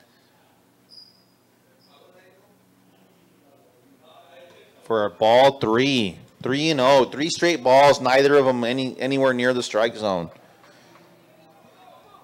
The runner at first base kind of faked there, like as if he was going to steal. I don't know if that distracted Bonilla at all, but now we have a 3-0 count. It should be automatic take, and here comes the pitch. Ball 4, high and outside. The batter didn't even try to swing at that ball. No, that wasn't. He let him work it into a walk. That wasn't anywhere close. So now San Antonio, they've had runners on, but it's always been with 2 outs. And that kind of, when good teams try to find a way for that 2-out RBI, those are clutch. And here comes the Puerto Rico coach, calls a timeout to try to talk to Bonilla, settle him down, see how he's feeling. He got to those 2 first batters rather easily, and then he hits a batter and then walks a batter in 5 pitches. So I think the coach here is just trying to settle him down. You know, just trying to tell him throw strikes. Let him put the ball in play, you know, kind of like the same deal as the San Antonio pitcher. But we'll see. The coach elects to stay with Bonilla. I'm not sure what his pitch count is. No, I didn't keep up with the pitch count. I think at this point you're right, Ben. I think the best thing would be just based on the hitting by San Antonio. If he keeps the pitching on the inside, let him crack up and just play the short field, but you have your second and your shortstop playing on the grass at this point. Yeah, they just want to knock everything down. Here comes the pitch to Ty Washington, and he says they went around for a strike 1. Ty Washington has a fly out to the right fielder and a hit by pitch. Here comes pitch number 2 from Bonilla. Hard hit ball. Foul ball, just foul, over the third base bag. Tough break there for Ty Washington and San Antonio. That ball would have been, ball definitely would have scored 1 run for sure, maybe even 2. So now Washington finds himself in an 0-2 hole with runners on first and second with 2 outs. Bonilla gets set. Delivers the pitch.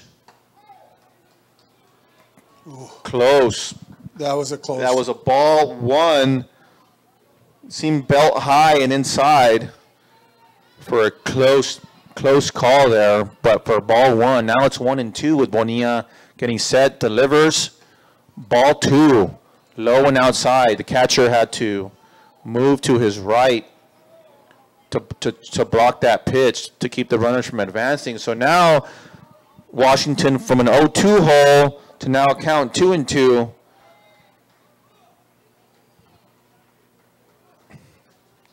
Bonilla set, delivers, ball 3. 0-2 to 3-2 there, Tony, and not sure, not what the Puerto Rico coaches wanted. So it's full count with 2 outs. Runners are going to be going here on the pitch. Here comes the pitcher, gets set, delivers home, runners going, hard hit ball, ahead of the ball, hits it, foul ball behind the coach standing in the coaching box. on the third base side. He was way out ahead of that, Tony. So here we go. We're going to do it all over again. Bases loaded, 2 outs. Runners are going to be moving on the pitch. And this is a shot for San Antonio to try to chip away at that 5-0 lead for Puerto Rico. Runners on first and second. Timeout called by Ty Washington. Back in the batter's box now. Bonilla pitching from the stretch, gets set. Here comes the pitch. And again, Ty Washington out ahead of the pitch, and he hits it foul ball. He hit it there, Tony, with the end of the bat, because he's way out ahead. This Puerto Rico pitchers has the San Antonio kind of off balance with his low arm slot and pitch speed here. So still full count. Runners would be going, but Bonilla checks the runner at second base. And he's got a sidearm pitch, but we've yet to see a pitch that goes over 60 miles an hour. That's as fast as he's been able to, even though, like you said, Ben, it's really slow, and the San Antonio hitters are way ahead of the pitch there. Here comes the pitch. It's a line drive. Oh, man, great play by the third baseman for out number 3. That third baseman is playing a good game today. Ty Washington hit it on a nose. Line drive. Third baseman leans over to his left for out number 3. So that's 5 complete innings of play. That's L5 there for Washington. So after 5 complete innings of play, it's 5-0 Puerto Rico. And the pattern continues for the Puerto Rican pitcher. Anything after the second out, he's struggling to stay in there. That's right, except for that one inning where he was able to get 3 up, 3 down.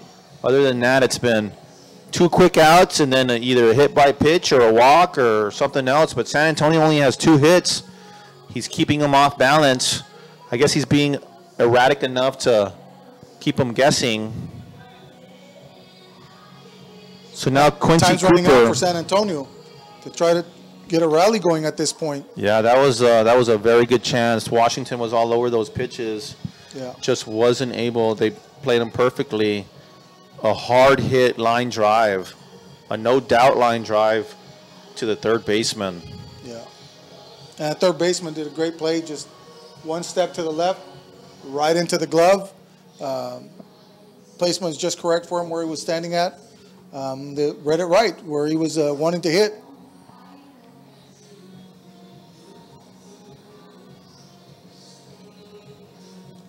Yep, nice sunny day out here in Laredo, Texas today. Great Saturday for some baseball. If you're here in Laredo and you're listening, watching us live, why don't you come on in, sit down, join the crowd, and have a good time, and some great baseball. Yeah, the baseball that we're seeing today is some of the best baseball in the United States. We've got the best of the Pony League young men, 17, 18 years of age, playing out here today. First time that this tournament is ever held in Texas for the history of this tournament. It's been on 2 sides. It's been on the Atlantic coast and the Pacific coast. And thanks to great work by the Pony League and its administrators here locally, we've got this tournament here in Laredo now, and hopefully we'll come back next year. And we'll happy to have every team come over. It's a first year for us, and we're excited to be here. Ben, thank you for being out here, making time out of your busy schedule and calling this game. Well, it's my first game, Tony, ever doing it, so hopefully people aren't throwing tomatoes at their computer screen with my announcing. Orly Navarro is, I can tell you that, if Orly's actually watching the game. We had a young man, a friend of ours that was supposed to be here, but he got sick, and hope he feels better. Quote, unquote, got sick. Although we all doubt it. So leading off the top of the 6th inning for Puerto Rico is the leadoff hitter, number 17, Orlando Torres. Quincey Cooper on the mound for San Antonio. And it's 1 ball and 1 strike to Torres already. Cooper working quickly here. Here comes the pitch, and it's a ball 2. Cooper's is throwing with some pretty good velocity as compared to the other two pitchers we've seen this game. High fastball, but Orlando Torres could not stop or check his swing, so it's now 2 balls and 2 strikes to the leadoff hitter. Cooper getting set, working quickly. Off-speed pitch for a full count.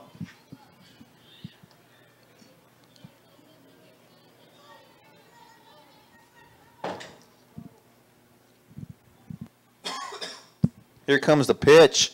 Ball 4, low in the dirt.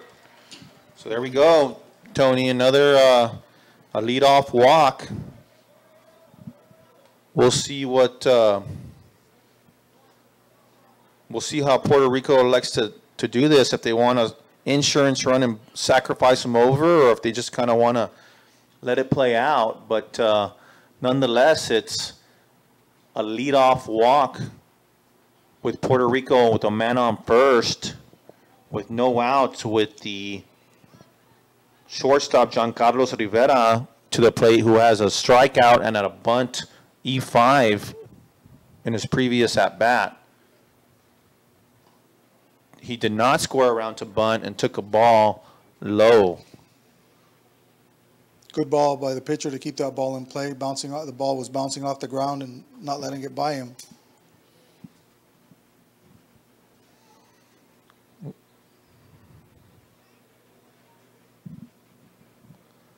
Cooper set, taking his time. Runner goes. High inside pitch. There comes a throw down to second base, and he's safe. Got a good jump on that one, Ben. He did. Catcher had a high inside pitch to deal with. Wasn't able to get enough on the ball to throw him out. So now it's an 0-2 count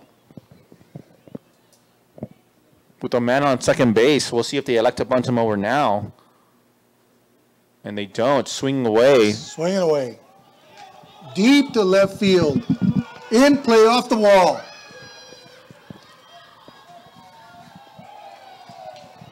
A stand-up double for Juan Carlos Rivera brings in an RBI,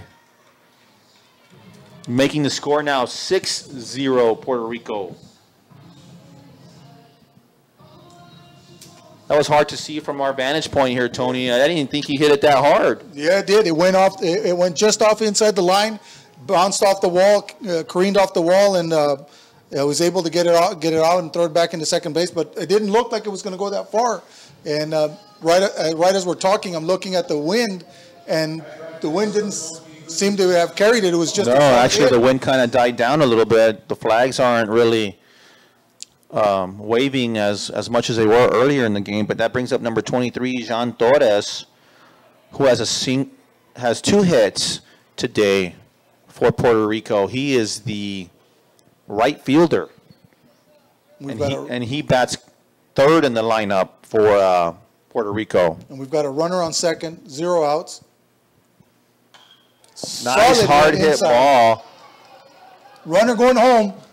RBI single for Jon Torres. He's 3 for 3 today, now with an RBI. I think what's happening, what you're seeing now, Tony, is Cooper throws with a pretty good velocity that I think the Puerto Rican hitters are more used to seeing, rather than slower changeup, curveball. So I think they're hitting Quincey Cooper here pretty tough, even though Cooper is pitching rather well. They seem to like the speed. The faster speed on the ball. The faster speed. Because even though Estrada struggled a little bit, that changeup and the slower kept them off balance. He kept them off balance. And now with the new pitcher coming in, they're swinging away. They're used to the speed. So that's 2 runs already scored for Puerto Rico in the top of the 6th. There was a changeup in the dirt for Cooper for ball number 1. So Puerto Rico now with 7 runs on 11 hits.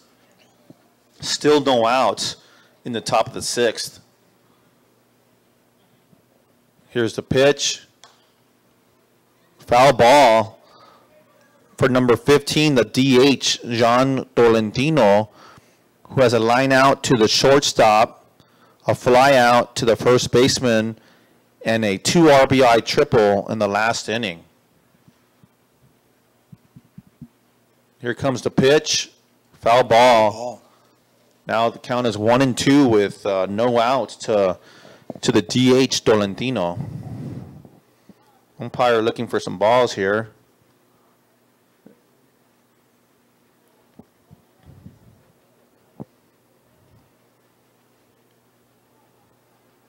So here comes the Cooper getting set, pitching out of the stretch with the man on first base. Here comes the pitch, low, and enough to advance the runner to second base. It was a nice stop by Washington there, but there wasn't much he could do with that. That ball didn't reach the batter's box, but he was able to knock it down, but enough to advance the runner. So now it's 2 balls and 2 strikes with a man on second base for Puerto Rico with the DH batting. And 0 outs. 0 outs. 2 runs on no outs. So everybody's reached base for Puerto Rico in this inning. We have a walk, a stolen base, a double, and a single this inning. Ball low for ball number 3.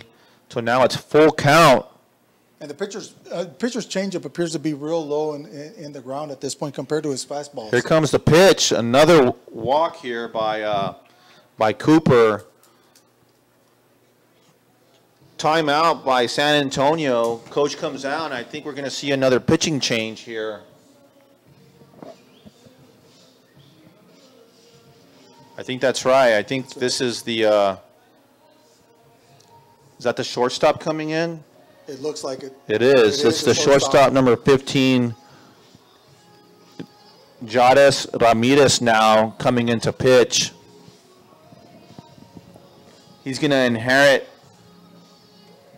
a runner on first and second with no outs.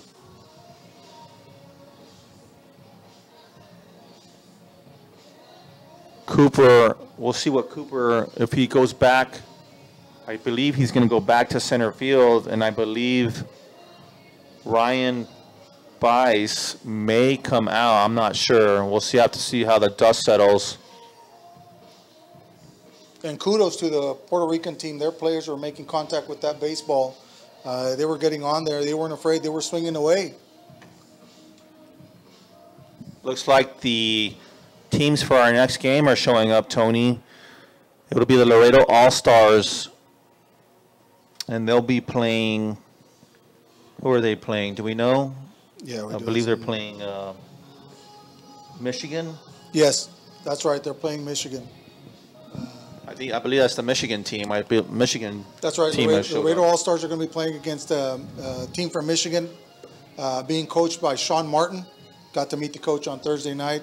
And that's the other 2 teams that are lost their first round games that come in at 0-1 in a must-win situation. Laredo scored 5 runs in their game yesterday in the first inning, but was unable to hold on and was defeated 7-6 to Mexico.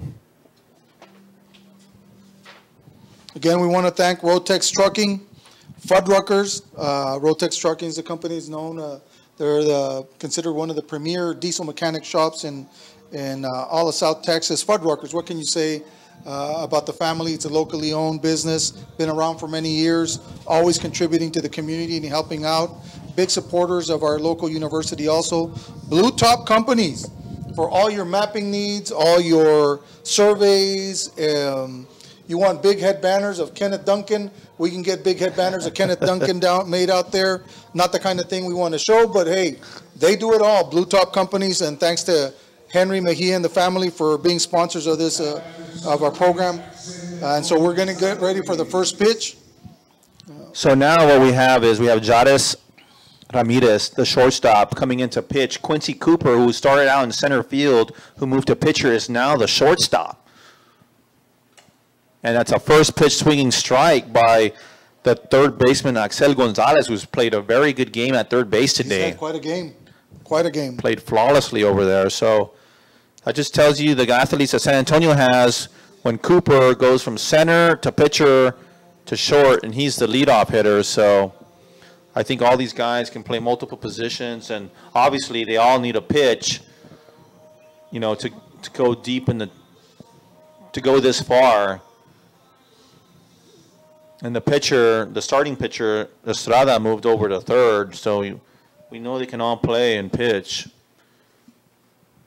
So a man on first and second with one strike for strike number 2 to Axel Gonzalez. He thought that was a little high. But and you can see the obvious change in speed with right. this pitcher.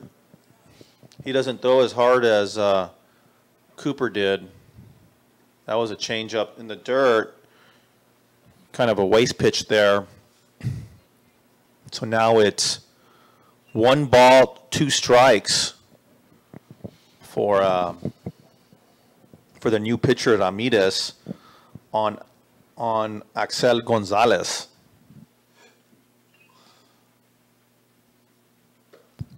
High ball.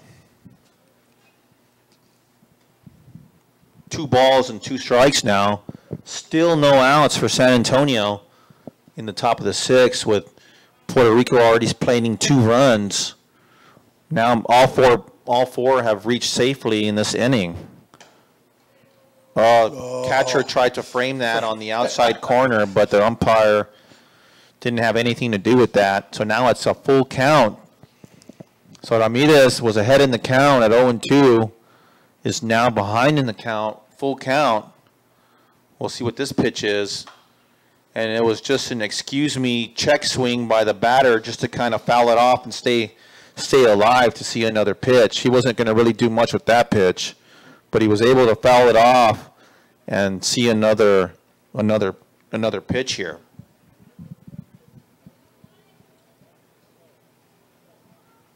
Ramirez gets set. Here comes the pitch. Oh! Called strike 3. The batter, Axel Gonzalez, was halfway down to first base when he heard the strike 3 call. So obviously he did not agree. He did not agree with that pitch. So he strikes out for out number 1. Looking, brings up the center fielder, Miguel Lopez, who's 3 for 3 today. So he's swinging a hot stick. He's usually swinging at the first pitch if it's a strike, but that one was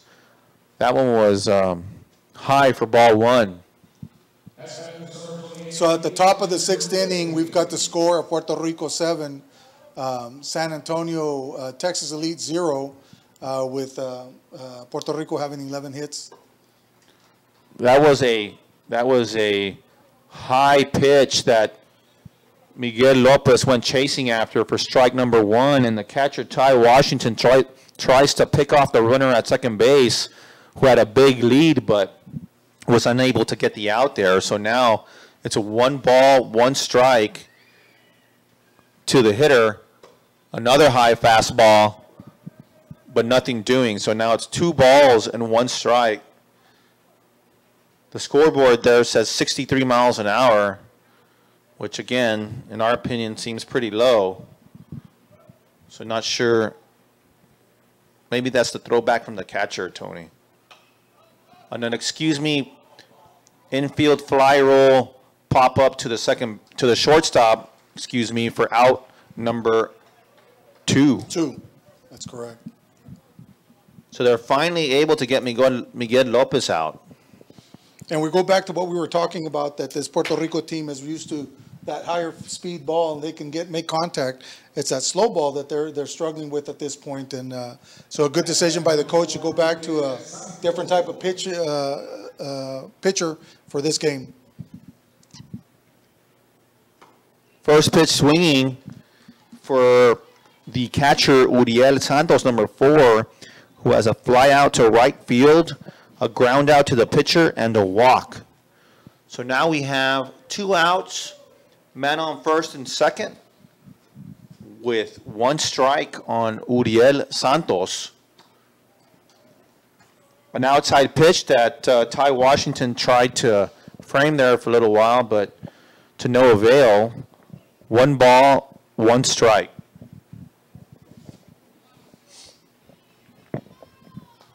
Ramirez gets set, delivers the pitch high for ball 2. Ramirez there kind of trying to fix his landing spot on the mound, digging it out, trying to cover it up, pat it down. I guess he's not comfortable out there on his landing spot where his foot hits the mound there. So it's now 2 balls, 1 strike. Here comes the pitch, and it's a high ball, fly ball to first baseman. First baseman's under it, catches it without a problem for out number 3. So after a promising start to the inning there, Tony, where Puerto Rico was able to get all 4 runners on base, they strand those runners on first and second and get 3 outs, but still able to score 2 more runs. So Ben, looking at these 2 teams, your evaluation of Puerto Rico at this point, after watching them after 6 innings, how do you think they'll go forward in this tournament? Well, it's tough to tell. You know, obviously, pitching is key in these tournaments, especially when you lose the first game. When you lose the first game, you have to come back to the losers bracket.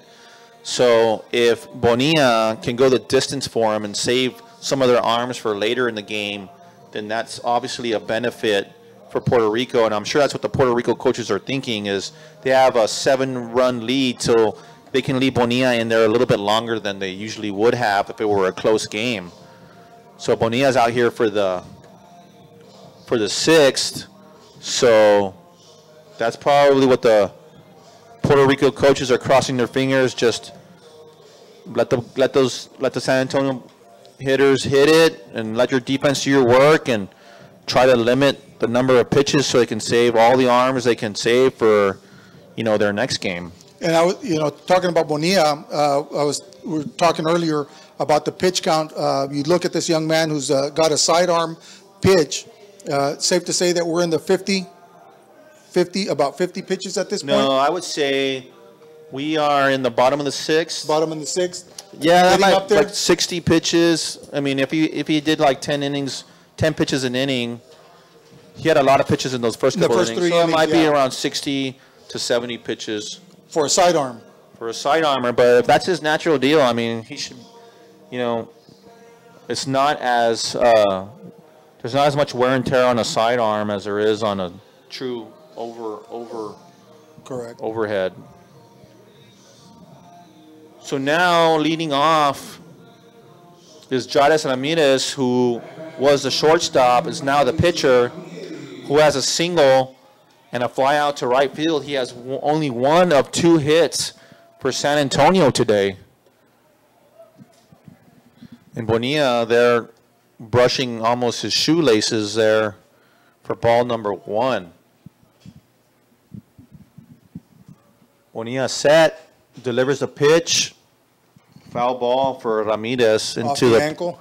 Off the ankle into the Puerto Rican dugout. Again, he was out ahead of the pitch.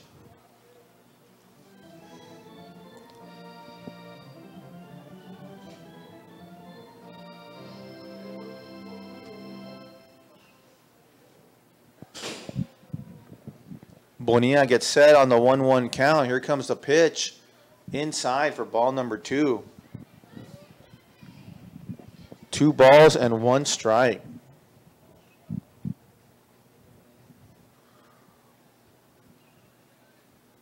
Here comes the pitch, another foul ball off his ankle.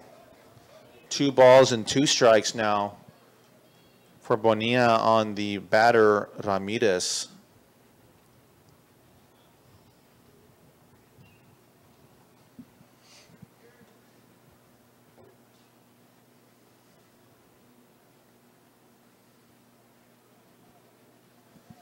So here comes the pitch on a 2-2 count. Sidearm again, obviously, for ball number 3 in the dirt and outside to the right-handed hitter. So we're in the bottom of the 6th with no outs, with Puerto Rico leading 7-0. With 11 hits, Puerto Rico, and San Antonio only with 2. And the pitch comes, and it's ball low. So here we go. A lead-off walk. It's extremely necessary that San Antonio take advantage of their runners on base at this inning and this point. We say that for every inning, but at this point, it's really becoming critically important that they maximize their opportunities on plate. So here comes the right fielder, Pete Bustamante, who has a fly out to the shortstop and a strikeout swinging in his previous at-bats. Here comes the pitch, and it's in the dirt, which gets by the catcher to the Puerto Rican dugout, which allows the runner to advance to second on ball number 1. So, Tony, one of the things we were talking about earlier, San Antonio, Texas Elite, only has 11 players on the roster, whereas Puerto Rico has 18 on their roster.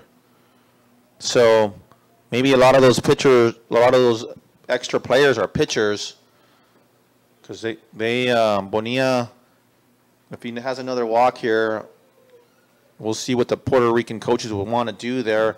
That was strike number 1 to Pete Bustamante, who was again out ahead of the pitch, which seems to be a common theme here for the San Antonio hitters, out ahead of this sidewinder off-speed pitcher. And that's the situation. You've got Bonilla, who was struggling in the first 3 innings. At this point, he seems to have settled down. He's keeping the runners off, and the issue is, do you let him keep on playing and take advantage of the work that he's doing at this point, or do you bring in another player and the game changes on you at this pace?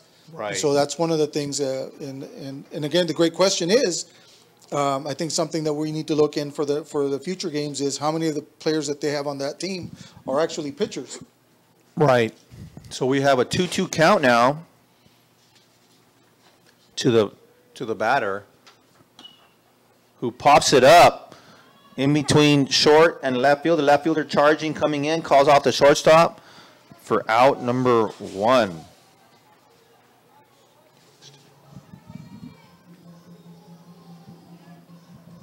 So we have a man on second with 1 out here in the bottom of the 6th, and that brings up the substitute, number 11, Ryan Weiss, who hasn't had a hit, hasn't had an at-bat today.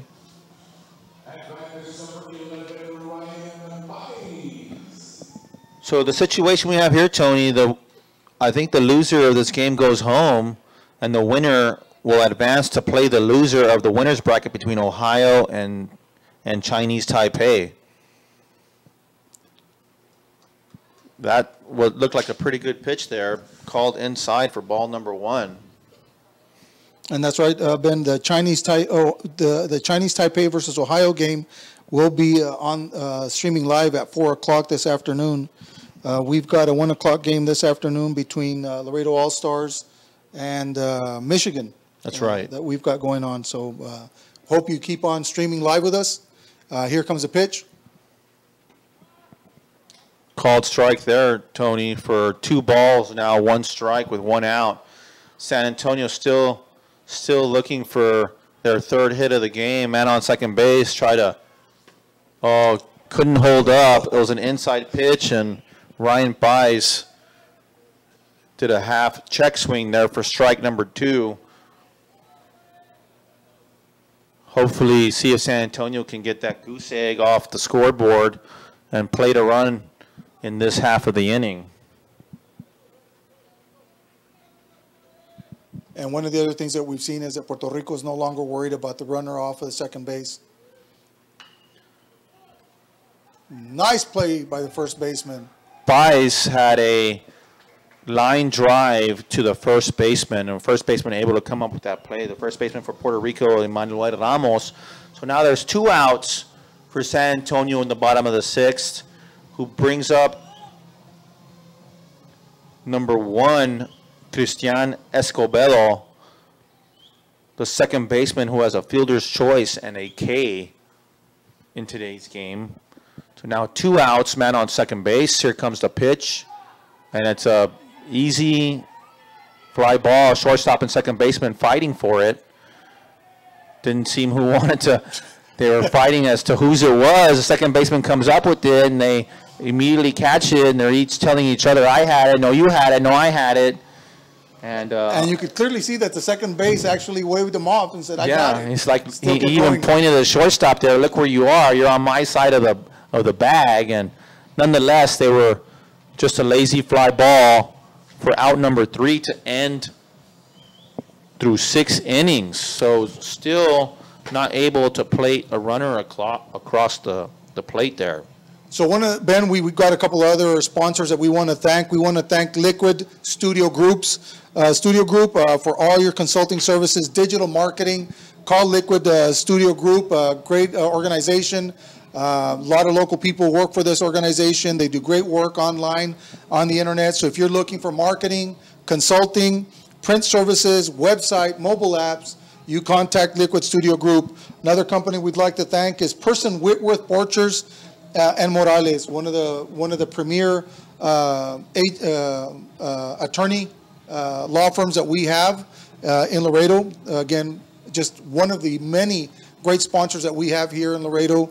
They've done everything from real estate to you name it. They've worked many accounts. Great reputation for Person Whitworth, Borchers, and Morales. We also want to thank Line Decker Construction, one of the premier construction companies in South Texas, one of the sponsors and big supporters here in Laredo. We want to thank all of you for supporting the Pony World Series, the Palomino World Series. Ben, again, I can't thank you enough for coming out here. Your support, your expertise in baseball is evident, and I guess for both of us being the first time volunteering to do this, hopefully we won't get too much banter from the rest of the guys, and they'll want us again for another game. Well, I'm sure there'll be banter. There always will be. So I'm just hoping nobody's watching online and they actually see us on TV. So, well, what's Joe Palacios' first famous comment? The faces of radio, man. Oh. So I want to thank everybody for being streaming live, watching us. Thanks to the crew that's putting all this work together. They're right here next to us, putting up all the shows, streaming live. We want to thank them. Great job by the crew. Great job by the crew from the Laredo Parks and Leisure. And we want to thank the City of Laredo and all the council members for supporting this event. Want to thank them for believing in Pony and us being here. So now we're starting the top of the 7th, and Ramirez comes out to pitch again for San Antonio, who started the game out at shortstop. And that was ball 1, high ball 1 to number 24, Manuel Ramos, who has an RBI single today, a line out to the shortstop, and another sacrifice fly RBI. Another high inside pitch. Ramirez asks for a new ball. Again, he wants the one that throws strikes. He has 2 balls and no strikes to the hitter, Emmanuel Ramos. So 2-0 here to the hitter. Pitch comes and it's high for ball number 3. 3-0. Puerto Rico leading 7-0 in the top of the 7th with 11 hits. San Antonio only with 2 hits. 3-0. Low and outside for ball number 4. So a leadoff walk on 4 pitches to the hitter, Julieta Santos, bringing up the left fielder, Juan Carlos Luo, who has a bloop single, a fly out to center field, and a ground out to third base. So we'll see here how Ramirez responds after a 4-pitch walk.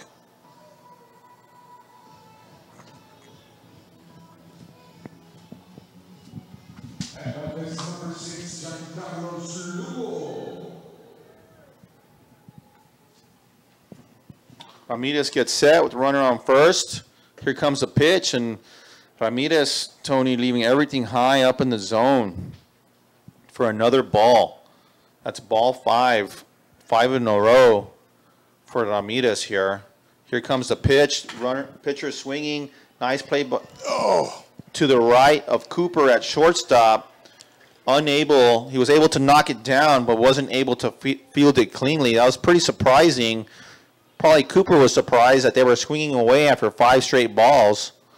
But nonetheless, they did. Now it's runner on first and second with no outs for the leadoff, Orlando Torres.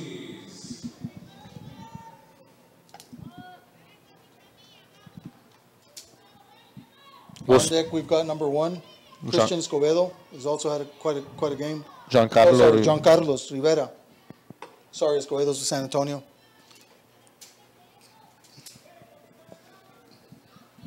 So that was 1 ball and 1 strike now to the leadoff hitter, Orlando Torres, who's been hit by a pitch, grounded out to second with a walk and a stolen base, and the pitch comes in for strike number 2.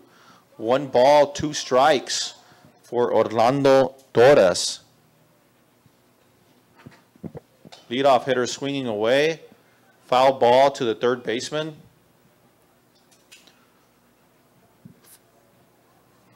Looks like Puerto Rico is sending some players down to the bullpen there, maybe for the bottom half of the 7th inning.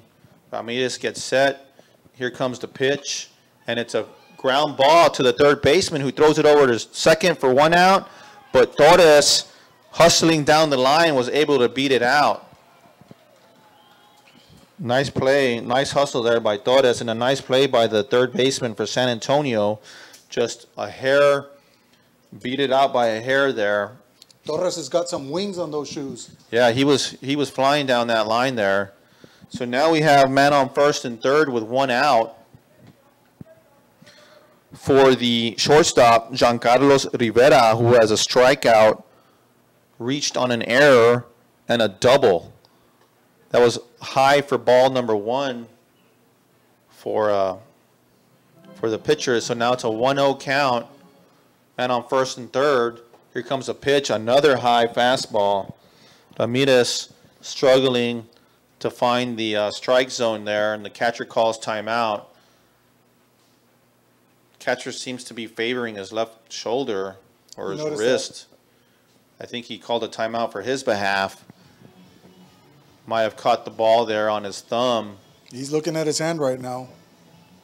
He seems to be favoring his thumb. His left hand seems to be bothering him after one of those last pitches there. He's now walking back to home plate after the first 2 balls to Juan Carlos Rivera were high and out of the zone. So now Ramirez back to pitch, gets set, delivers the pitch, and it's high again for ball number 3. Pretty tough situation here for San Antonio. Here comes the pitch, and that was right down the middle for a strike. Rivera was taking all the way there. So now here comes the payoff pitch is going to come here on 3 balls and 1 strike with 1 out, first and third. And there it is, to puts the ball in play deep to left center. The center fielder able to track it down in the gap. However, it's a sacrifice fly for Juan Carlos Rivera for another RBI to now make the game 8-0 with 2 outs.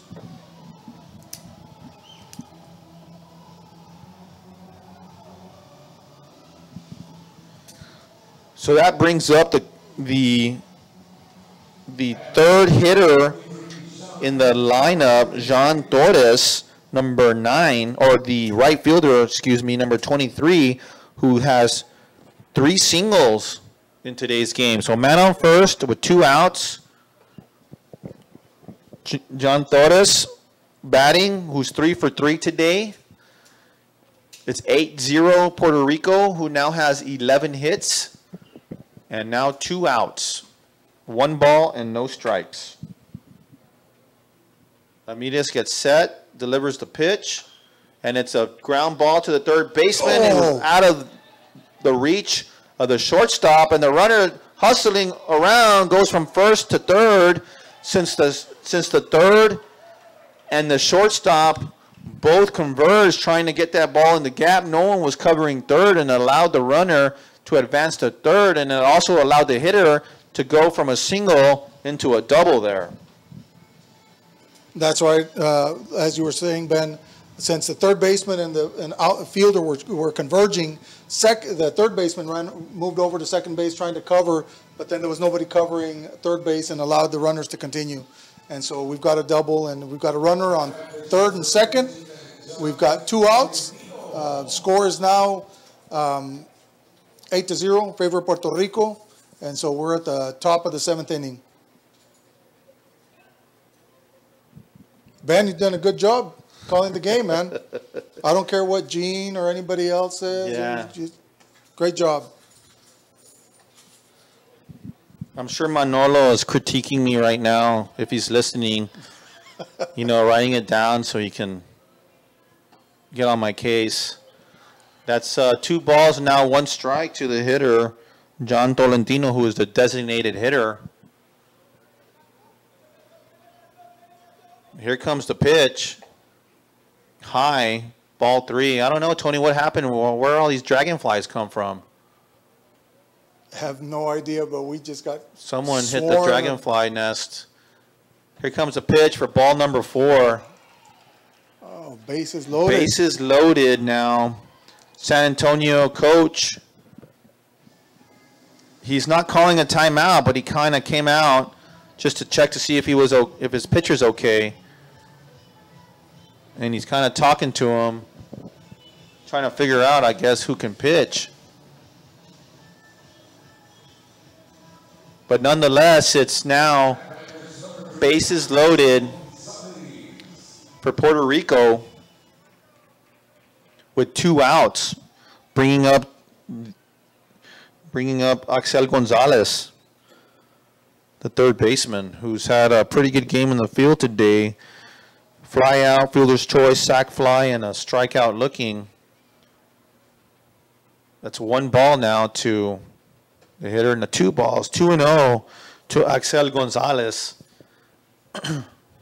San Antonio coach is kind of already 4 steps out in front of the dugout. Looks like he's already going to make a change if another walk comes. And Ramirez seems to be struggling to find a strike zone. He's actually the coach is calling a timeout on a 3-0 count. Ramirez seems to be trying to aim the ball to just try to get a strike in. But 3-0 here. You can see the frustration coming from the pitcher when he bounces the baseball off of the mound, almost venting about what's going on. Yeah, so they are going to make a change here. Yeah. On a 3-0 count, the left fielder is now coming into the game to pitch. And that is number 11, Ryan Weiss, who came in as a substitute to center field, who moved over to left field. Now Quincey Cooper seems to be going to the dugout. I don't know if he's going to get an outfielder's glove now and go back to the outfield, or being substituted for. We'll see how it all kind of shakes out now. But I'm sorry, the new pitcher is number 7, Tristan Castilleja. Left fielder. The Now left coming fielder. to pitch. That's right. So in this meantime, Ben, we've got 2 more sponsors we want to mention. Laredo Sports Medicine. Laredo Sports Medicine Clinic celebrating their 15th year in business here in Laredo. And Andy's Mobility, sales, service, and parts. If you need any parts for wheelchairs and other items, Andy's Mobility and Laredo Sports Medicine Clinic has serviced a lot of our athletes in town. A great service for them, and can't say enough about the staff out there at the Laredo Sports Medicine Clinic. Want to thank them. Thank you all the sponsors. Again, I can't say it enough. Thank you for allowing us to be here, making this this great first night event, the Palomino World Series here in Laredo, Texas at the Uni-Trade Stadium. Quite a game that we've had. San Antonio now going into its 4th pitcher That's at this right. point. 4th pitcher, bases loaded. I mean, they didn't do their 4th pitcher any favors coming in on a 3-0 count, so he has no room for error here. Now, this pitcher that we're looking at right now, quite a difference from Estrada and the 3rd pitcher from San Antonio. Looks like from his warm-up, he's got a higher speed pitch, which is, from what we've seen, in favor of Puerto Rico, the batters from Puerto Rico. Yeah, they seem to be a good fastball hitting team. They were all over Cooper, who threw pretty good. So now it's still Axel Gonzalez at the plate. After the pitching change, it's It's still a 3-0 count. 3 balls, no strikes. It's going to be automatic take here. Here comes the pitch, and it was a curveball for a strike. That was very surprising.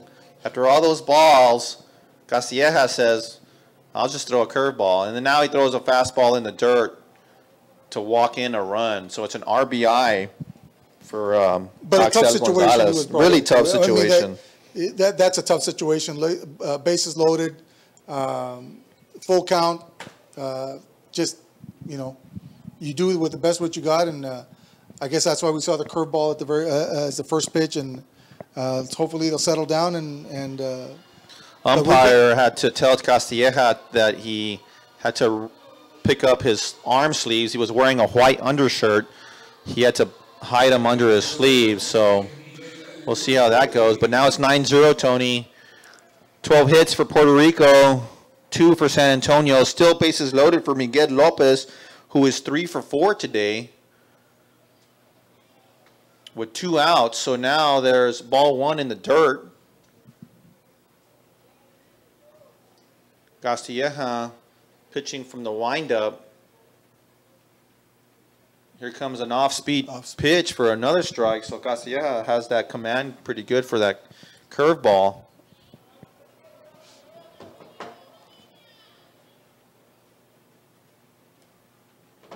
Good job by Ty Washington, keeping that ball in front of him, bouncing off the ground.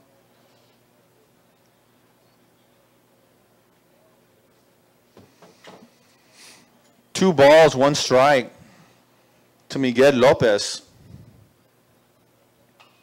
Swing and a foul ball straight back for Miguel Lopez, and now it's 2 balls, 2 strikes for the pitcher Castilleja with 2 outs. Again, bases are loaded. Here comes the pitch, off-speed pitch. Washington knocks it down. So here we go, Tony, another full count situation with 2 outs. Everybody's going to be running here on the pitch.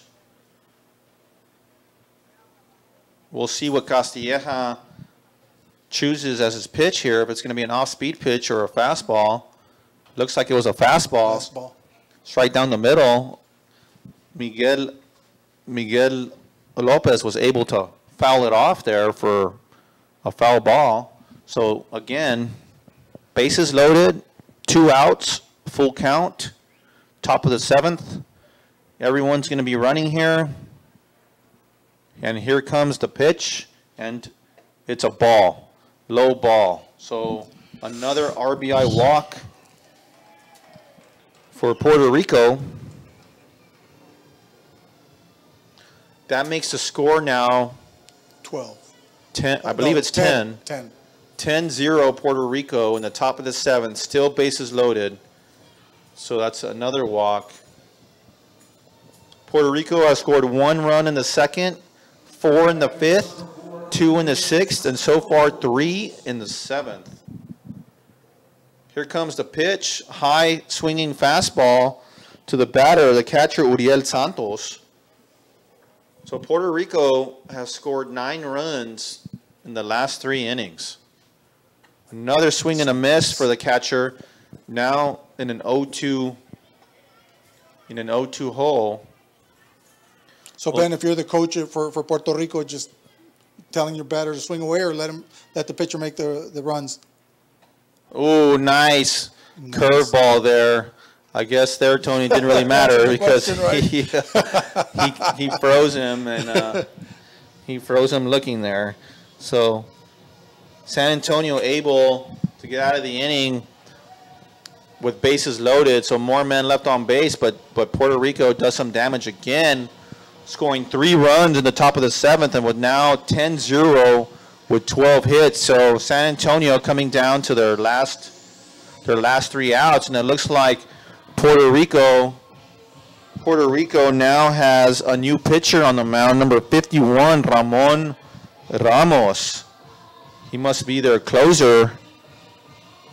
So Puerto Rico electing to use Ramon Ramos here in a safe situation, not a safe situation, but in just to close out the game. which goes in line with what we were talking about Bonilla having pitched. I'd say pitch count 70, 75. I would say so. I would agree with that. Yeah. And then you're talking about the weather hitting 94 degrees on a partly cloudy day out here. Humidity's low for our standards in Laredo, but it does take a toll on a baseball player at this point. That's right, Tony. It's 94 and sunny, especially when the San Antonio players are playing multiple positions. You know, they're pitching, they're playing short, they're playing center, they're playing outfield. So when you only have 11 kids, you know, they have to do it all. And it's probably when you're down 10-0, that takes some life out of you, and seems to be showing now in the later innings. Ben, I just want to say again that for the first time announcing baseball, one heck of a game that you're doing. Great calling on the game and strategy. You're very knowledgeable in this area, so hopefully they'll allow you to do one more game somewhere along the line. Maybe. So we were talking about before about Manolo and some of the guys. For those of you that are listening in from all over the United States, the gentlemen that we're talking about are gentlemen that have been supporting Little League, Pony, baseball for many, many years, and we still hang out after all these 30, 40 years. And so that's why we mentioned their names. So there we go. We have the first leadoff hitter for San Antonio, Quincey Cooper, able to hit a single into left field for San Antonio's third base hit of the game. So good piece of hitting there by Quincey. First pitch swinging there. Bringing up now the left fielder who moved over to be the pitcher, Tristan Castilleja, who grounded out to short, flied out to short, and then flied out to the first baseman. Ball one low and away for Ramon Ramos. So if you're Puerto Rico here, you know, you're the coach, you just want your pitcher to throw strikes. It's a 10-0 game. You know, everybody probably wants to get into the air conditioning, just throw strikes, let them hit away. Called strike there on Castilleja for strike number one. We had a 1-1 count. Here comes the pitch for ball number two. Low in the dirt, gets by the catcher. Can't locate it rather quickly, so allows Quincey Cooper to advance to second base with no outs. Washington did a good job keeping the ball in front of him, but it did slide out, allowed the runner to go to second base. We've got number 7 for San Antonio pitching, getting ready to bat at this point. Castilleja with another foul ball to the first baseman in foul territory for out number 1. So that's out number 1 for San Antonio. Now batting is number 10, Sebastian Barrera, who has a ground out to the second base and was also hit by a pitch. So